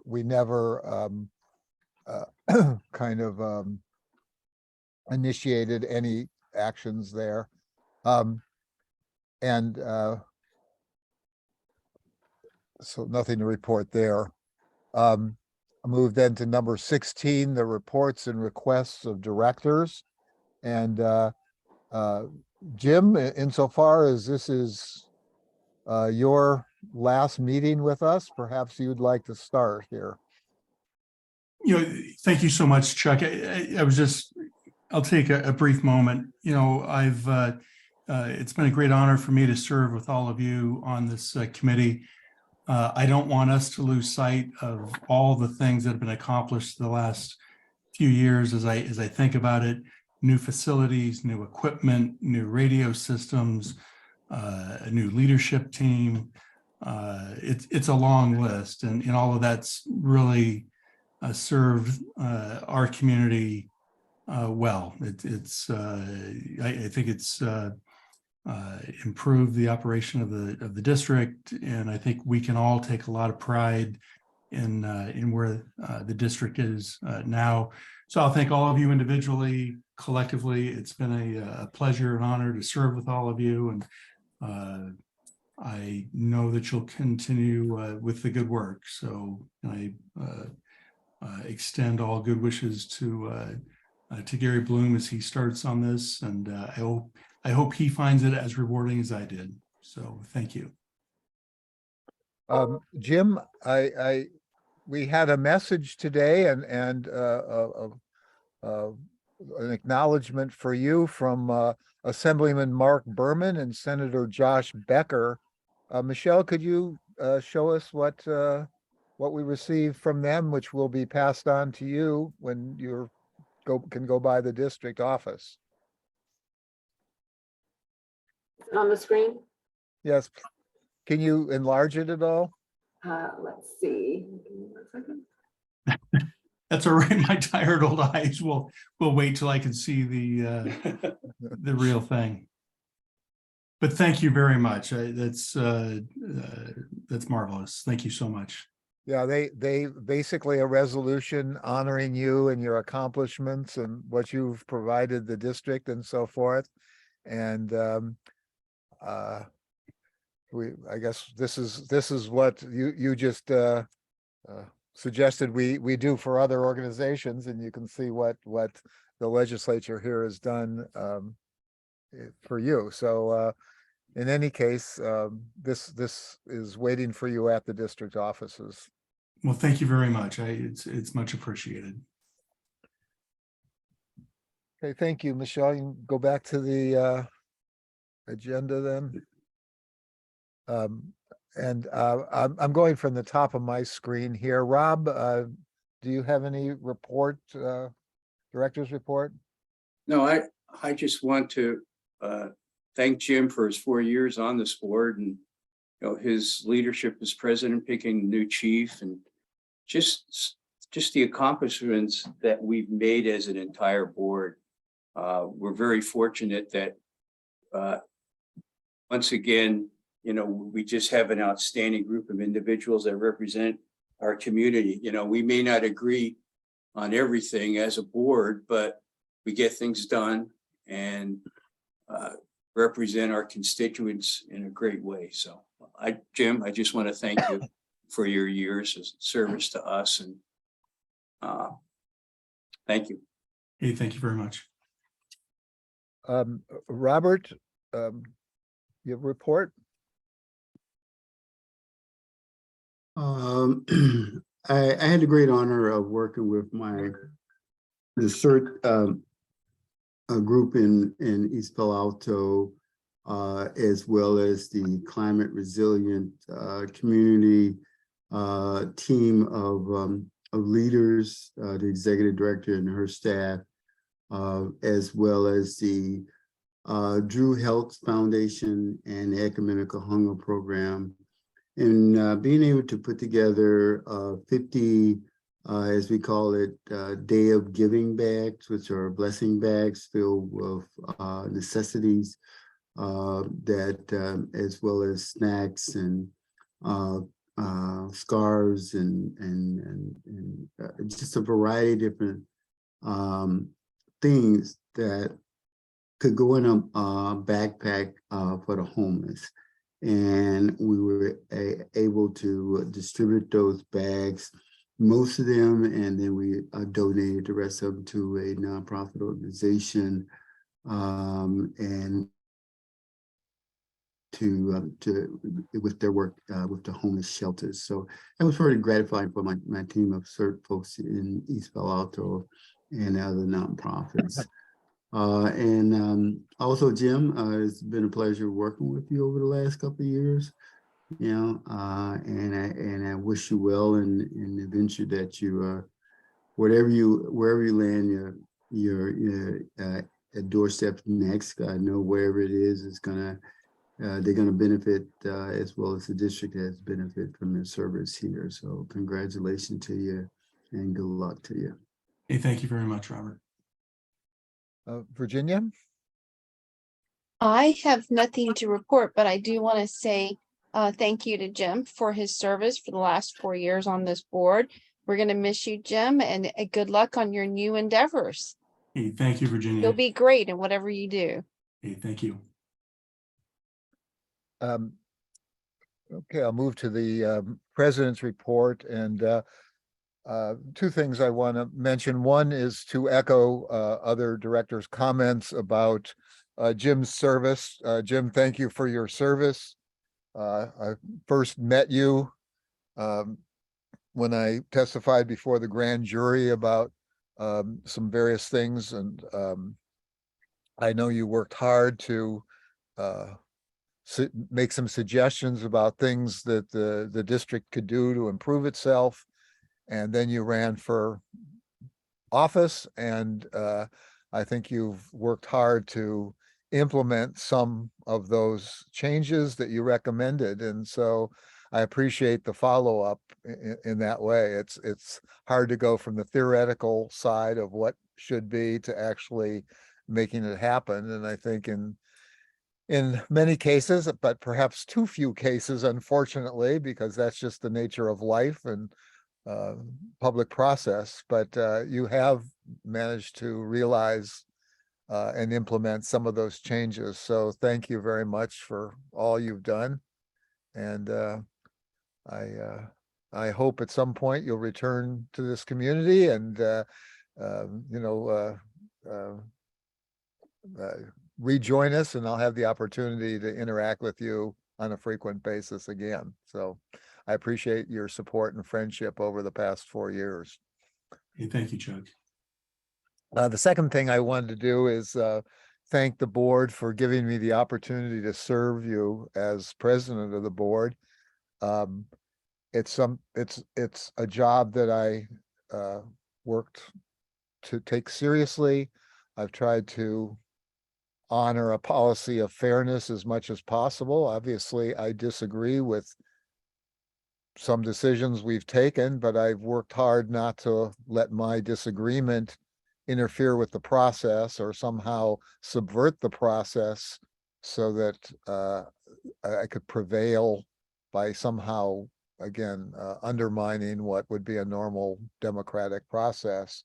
And I think on the whole, we've had some disagreements and even some heat from time to time, but I think that on the whole, the meetings have proceeded well. We've gotten through our agendas.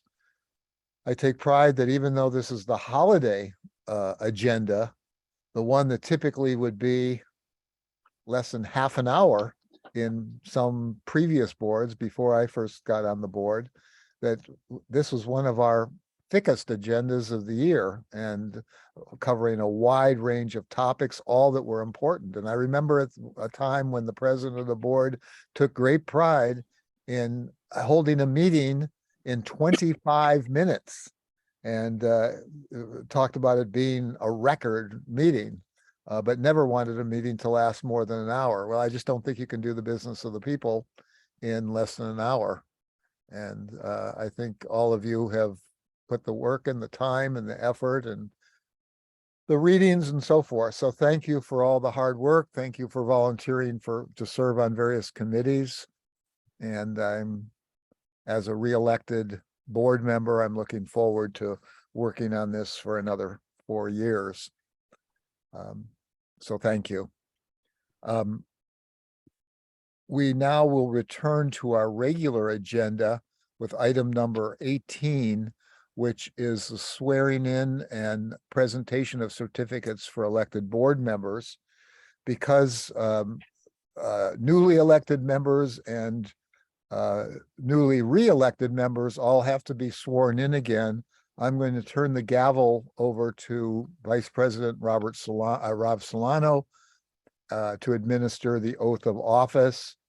And I'll ask Gary to participate. So Gary, Robert, and I will stand, and Rob will administer the oath of office to us. If you could somehow adjust your camera so we could see your faces, that would be terrific. Step back far enough or whatever. I'll try to do the same so that everybody can be seen. And Rob, please proceed. Okay, thank you, Chuck. Is everyone ready? No, You're not ready? no, not yet. I have to readjust my screen here. Okay. Okay, now I'm ready. Okay, all right. I state your name, I, Robert Jones, Chuck Bernstein. Hi, Gary Bloom.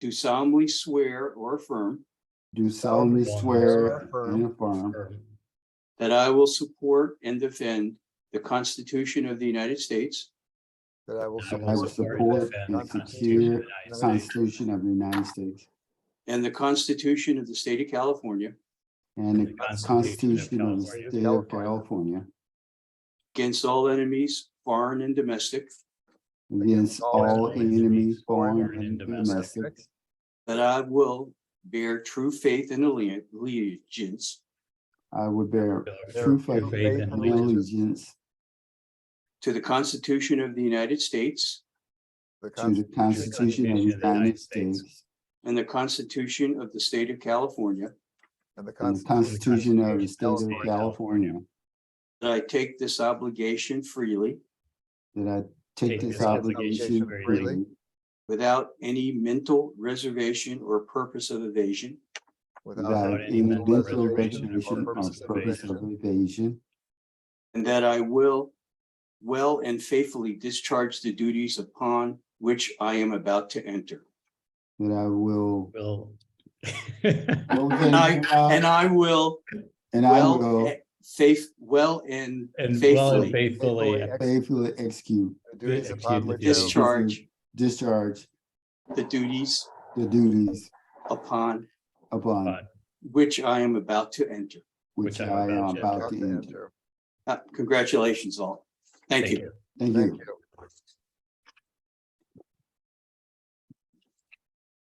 With that, I'm going to note for the record that Director McLaughlin, although Director McLaughlin, you can please stay on the meeting if you'd like, but sitting Director Bloom at 10:35.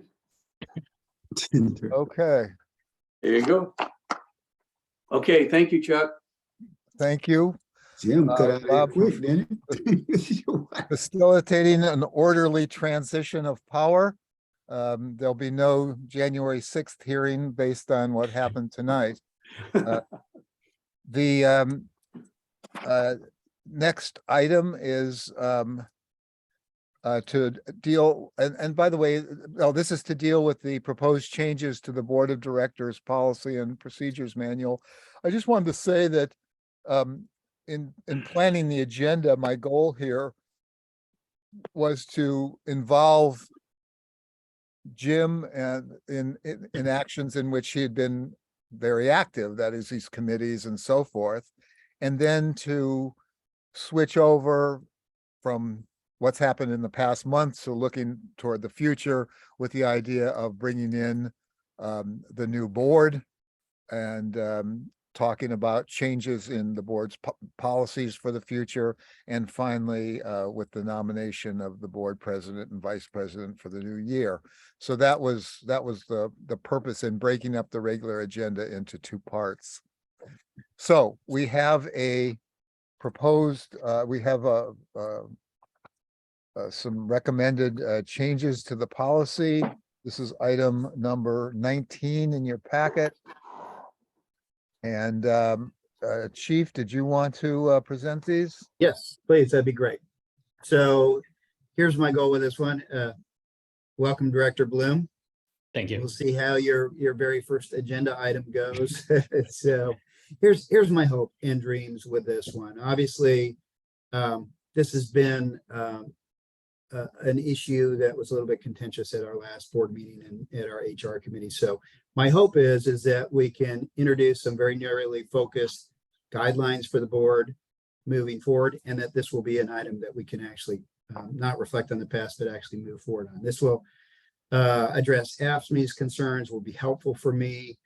It's really related to just how we deal with how the board deals with any issues related to staff, gives clear guidelines.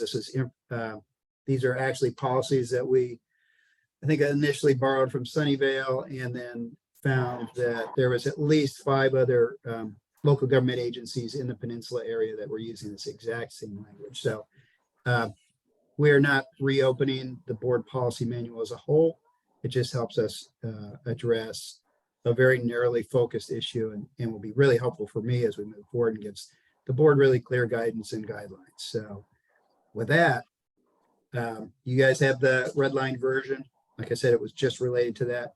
My hope is that the board will accept these recommended changes and help us move forward into 2023. That's it. Thank you. Okay, let me ask about questions first. Any questions from board members about anything that's in the staff report here? Get clarity? Go ahead, Robert. Just a point of clarification, Chief, on the red line number 3, it states that outside of a public meeting, directors should not attempt to influence individual district staff other than the fire chief on the making of appointments, awarding of contracts, selecting of consultants, processing of development applications, or granting of district license and permit. Whether it makes sense in terms of a tweak, that the first sentence, I think, in inserting outside of a public meeting, directors individually, we talking, I know you got directors should not, but I think whether individually is being redundant or not, but inserting that directors individually should not attempt to influence individual district staff. And then I question whether that other than part, would I assume that it says not district staff, but only the chief. Is that how it's supposed you want? Are you saying that, don't harass the staff, but, harass me? And I think it's more like don't harass staff nor me in that regards. That's just how I read it. I will check in with our council. I mean, I am always available for harassment 24/7. So as far as, I mean, I don't see an issue with that, Steve Miller. I don't know if you see an issue with the way it's worded or with the initial, whether we need clarification that is directors, meaning both in the singular and plural sense. So I'm not sure this is a strictly legal question, but each of these little sub-paragraphs uses the word directors to mean each director collectively and individually. If you wish to make a clarification to say a director should not, or directors individually should not, I don't think that's a legal problem from my perspective. It doesn't, the way it's drafted doesn't cause me legal heartburn, but I appreciate Director Jones's close reading. And so if he wants to change directors plural to director singular, okay by me. If it's not a legal issue, then I, I defer to our legal counsel since I'm not a legal person. It's about. I don't think the fact that it says directors means that it applies to a group of directors, if that alleviates your concern. I think it's pretty clear to me that this applies to each of you directors individually. Okay. And what about the second part of that has to do with, I mean, if the chief is okay with other than the fire chief? I am completely comfortable with that. I am pretty accustomed to board members reaching out to me, both in this current job and prior, and having conversations about all those things. And I'm not easily influenced. So I think that's the intent of it. Okay. That was it. Other Thank you, Director questions? Jones. Other questions? I'm just trying to get clarifications and questions anybody had. If there aren't, let's just go to comments and just general discussion of the proposal. Any comments?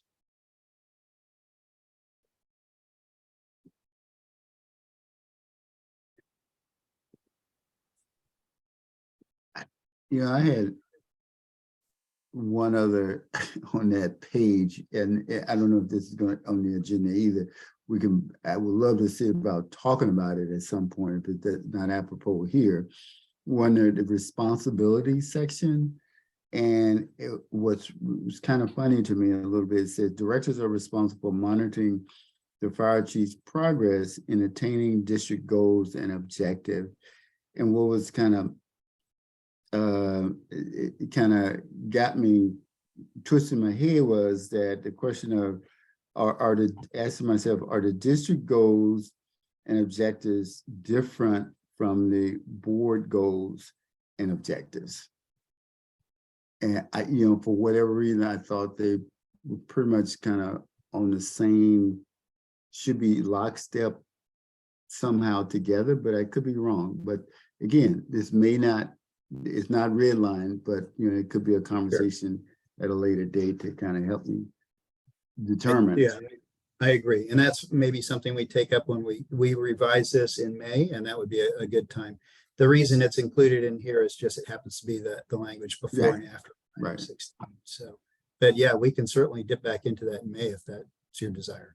It helps. I think it would be helpful for me. Sure. Okay.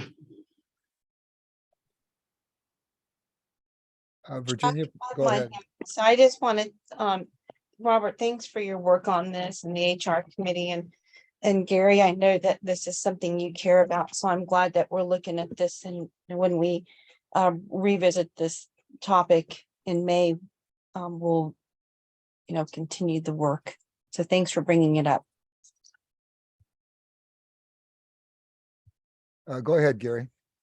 Yeah, so I was just going to comment real quick that the only reason I'm being silent on all this is I did participate as a member of the public in the HR meeting where this was drafted. And so fully supportive. I think this is responsive to what we were trying to accomplish, which was to clarify the guidance as to individual director behavior regarding interaction with staff. And I think this policy addresses that. But, so I am supportive of it, although I, kind of wasn't commenting just because I was involved when it was drafted.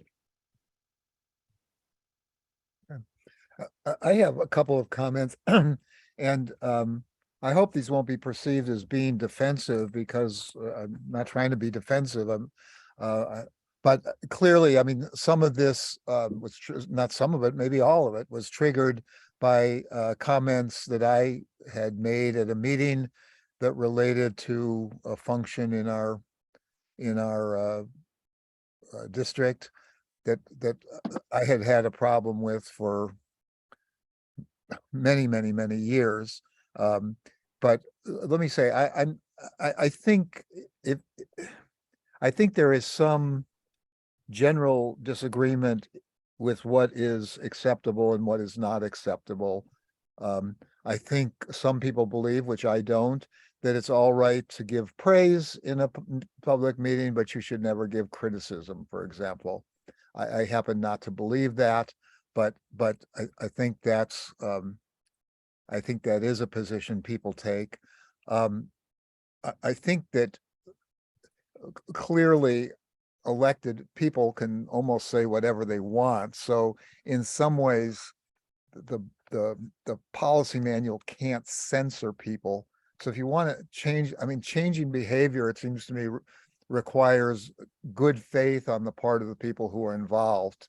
And it requires some thoughtfulness and care and concern, and just some regard for the whole organization and how to proceed. So I think the good faith part of it is really essential. And there's no words that can implement good faith. It's just something that has to come from the individual. But let me point out that number 16, and this is a little bit odd in terms of what do you call it, in terms of the layout and so forth, because you have a point here, number 16, and under it you have numbers again. Normally you would have letters or something like that if you were going to be doing this, like ABC under a 16. But it says in that paragraph that starts with the number 16, it says poor behavior towards staff is not acceptable.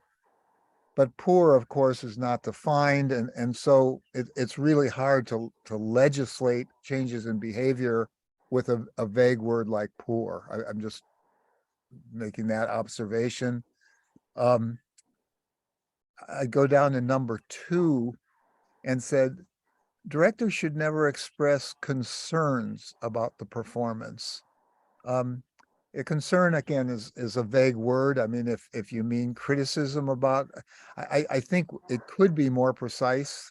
But again, I think in the end, it requires good faith.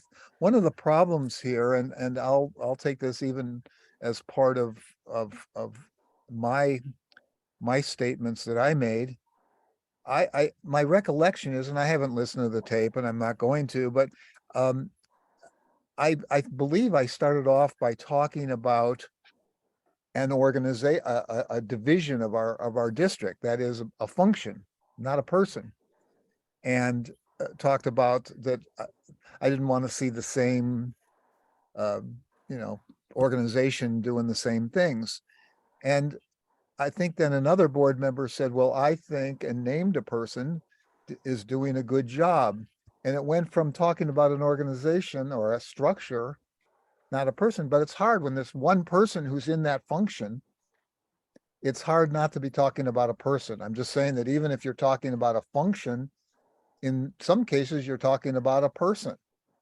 If you say, we could be doing better at outreach. Well, if there's an outreach coordinator, and that's the only person doing it, you're talking about the person. Again, I think that it's hard to really direct behavior using vague language. And then this point number 3, I'll come back here and say, outside of a public meeting, directors should not attempt. But let me just say, one of the things that's odd about this is the problem that people are concerned about occurred during a public meeting. In other words, this is suggesting that directors shouldn't do some of this stuff outside of a public meeting, but it's all right to influence things in terms of making appointments. In other words, I was talking about an appointment in a public meeting. So in a sense, I'm complying with this. I'm not arguing the point. I'm just trying to say that if you're trying to stop that, this doesn't stop it in a way. I'm not being critical of this whole thing. I think it's fine. Again, I'll come back to the idea that good faith is what makes something like this work. But I don't know if it means reworking it or speaking a little bit more plainly, or I'm not sure what the right answer is, but I'm just suggesting that it's very difficult to kind of, this isn't legislating, but in terms of proscribing behavior and using kind of kind euphemistic words that don't quite do it. So that's just a comment on the effort here. Go ahead, Gary, you have a comment. Yeah, so I agree with you on the good faith of the analysis of this. And that's why this is a policy where we didn't draft, I don't think it was drafted by the HR committee as a criminal statute. I think we've all seen what criminal statutes look like. I know at least Director Solano is very familiar with those. And that's not what the intent of this was. I think the intent of this was to simply, clarify the policy of, kind of the good faith behavior of how board members should operate in a board setting. And secondly, I have a major problem with us rehashing or discussing what transpired in any shape or form, because 3 out of the 5 directors at the time voted not to have that discussion. So if we're going to have that discussion, then we should vote to put that back on the agenda and we can rehash what happened over the past 90 days or so.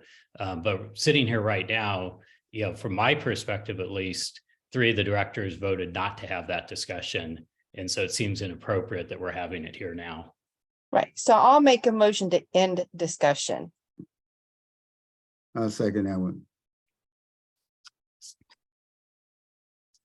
Okay, it's been moved and, end discussion, that, I'm trying to think what that motion is, that. Yeah, Of that's- this item, of item 19. Okay, so, that's a motion, there's no discussion on the motion, to end discussion. Michelle, could you take a roll call vote, please, on that motion?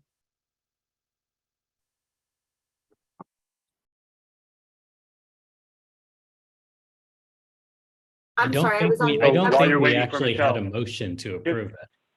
No, but I But mean, just to I'm be making a clear, motion to you- end discussion, Gary, on this item. Is that the same as making a motion to approve the item? No, No. this is the We're motion. not to gonna end discuss the discussion. Okay, I'm item. sorry. Yeah, I got and it. Okay. That's a motion that's not discussable. Okay, or- new Right. board member confusion. Go ahead, Michelle. Yeah, and yes, I was on mute, so I apologize. Director Jones, Aye. Director Crawley, Aye. Director Bloom, Aye. and Director Solano. Director Solano? Is he with us? We'll come back to Director Solano, Director Bernstein. Nay, Okay, and let me try Director Solano, otherwise he will Aye. be. Oh, thank you very much. Thanks. And okay, the motion to end discussion is approved 4-1. I'll make a motion that we approve the proposed changes to the Board of Directors Policy and Procedure Manual. I'll second that. Okay. Discussion from staff, from directors. If no comments, I'll go to public comment on it. Michelle, could you ask for public comment, please? yes, if anyone has a public comment, please use the raise hand feature or press *9 if you called in. And seeing none, Director Bernstein, you may continue. Hey, Director, Okay. one quick comment. Should the board approve this item, we will go back in and renumber that so it's 16 A, B, C, D, just as you commented. That's appropriate. Thank you. Okay, so just to clarify that it's just a technical change. Yeah. Using letters rather than numbers for the Yep. subsection. Yeah. Okay. Thank you.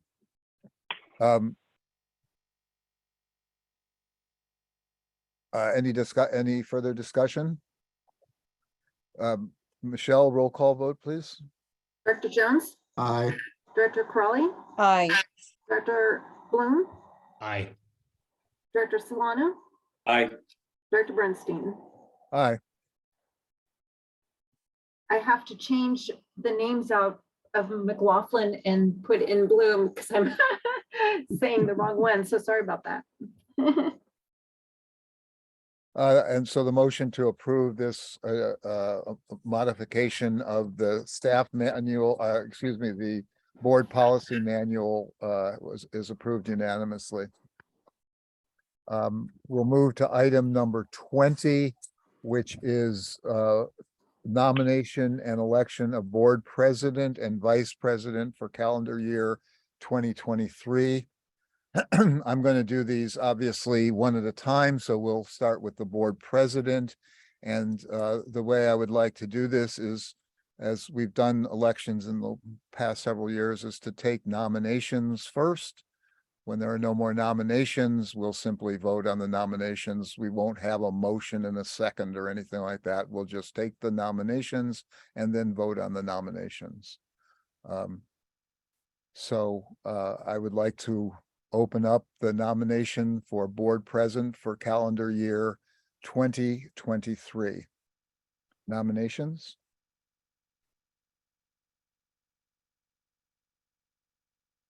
Well, I'll make a nomination then. I'll nominate Rob Solano for president.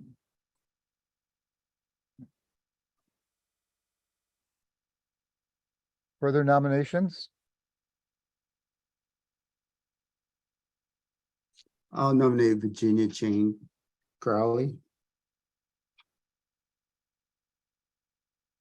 Okay.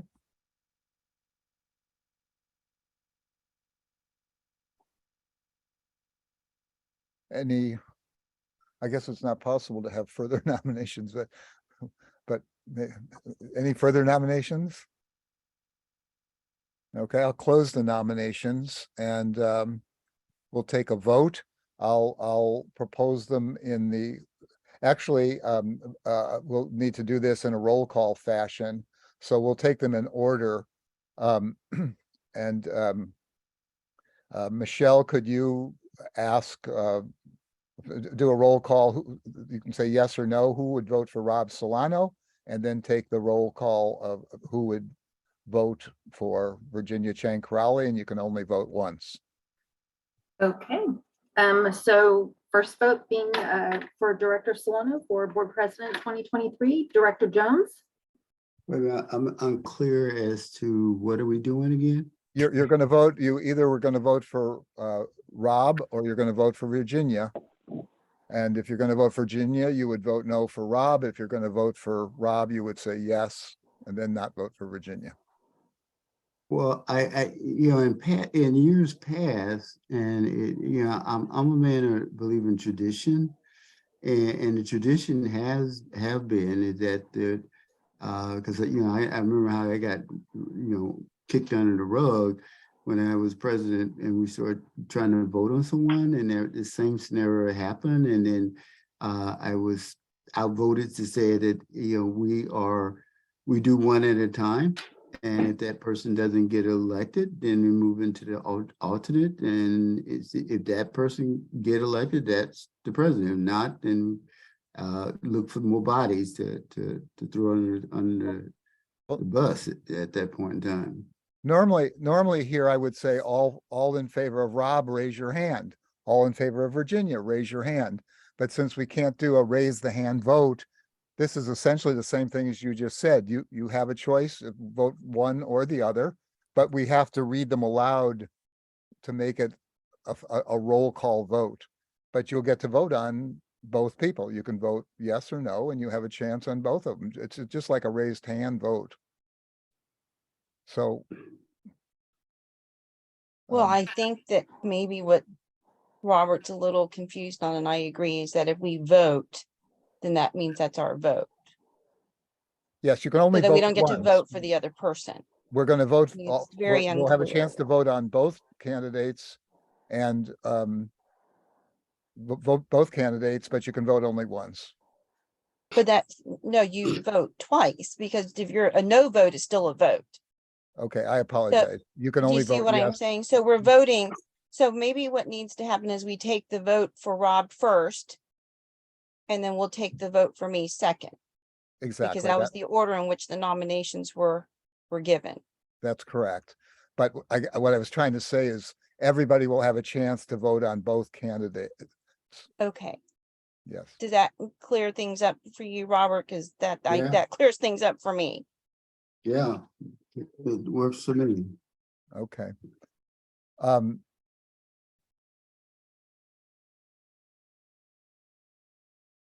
So, Michelle, will you come back then and go through the roll call vote for Rob Solano? Yes.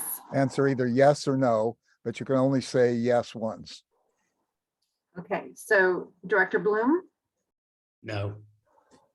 Director Jones, No, Director Corrali, No, Director Solano, Yes.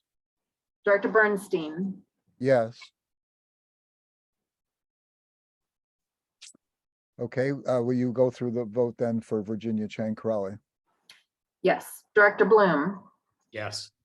Director Jones, yes, Director Corrali, yes, Director Solano, No.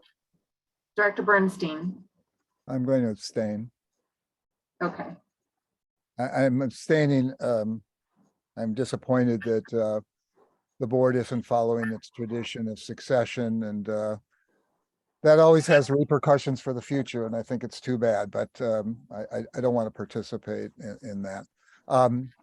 Okay, Virginia Chang Corrali is elected board president for the 22-23, excuse me, for the 23 calendar year.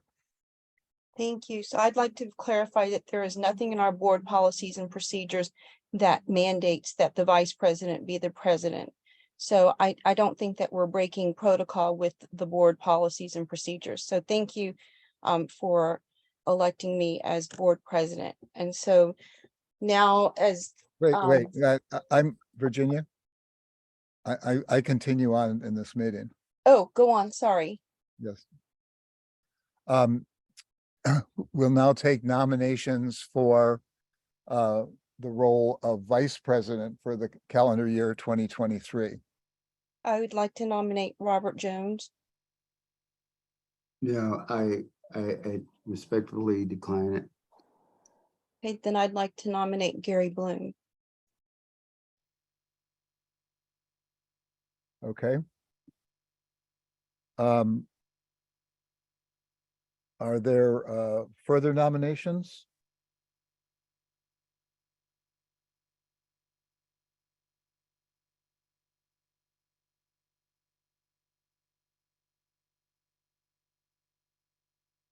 Seeing that there are none, I believe that, I don't know, Stephen, shall we take a vote, or is that unnecessary with a single nomination? You should take a vote, and if you don't get a majority, we'll have to confront what happens, but you should vote. Okay, thank you. Okay, Michelle, we have a single candidate. Please go through the roll call and vote either yes or no on Gary Bloom as vice president. okay. Director Bloom, Yes. Director Jones, Yes, Director Corrali, Yeah, I. Director Solano, No. Director Bernstein. Yes. I'm sorry, I didn't hear Virginia's answer. What? I, yes. I apologize. So the vote is 4-1 for Gary Bloom. So congratulations to both of you on your elections.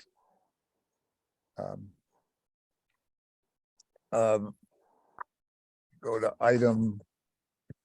Is that the last item on our agenda? Is that? no, 22. Hang on. 22. Let me 20, check. I want to note that 21 and 22 is just correspondence. They're not on Oh. there for discussion items, but Yes, there's, I suppose you could if you felt But- an inkling to do We so. have we public do comment. have members. public comment, though, number 2 here. Michelle, would you call for public comment? Yes, if anyone has a public comment, please use the raise hand feature or press *9 if you called in. And seeing none, Director Bernstein, we continue. Okay, we've come to the end of the agenda.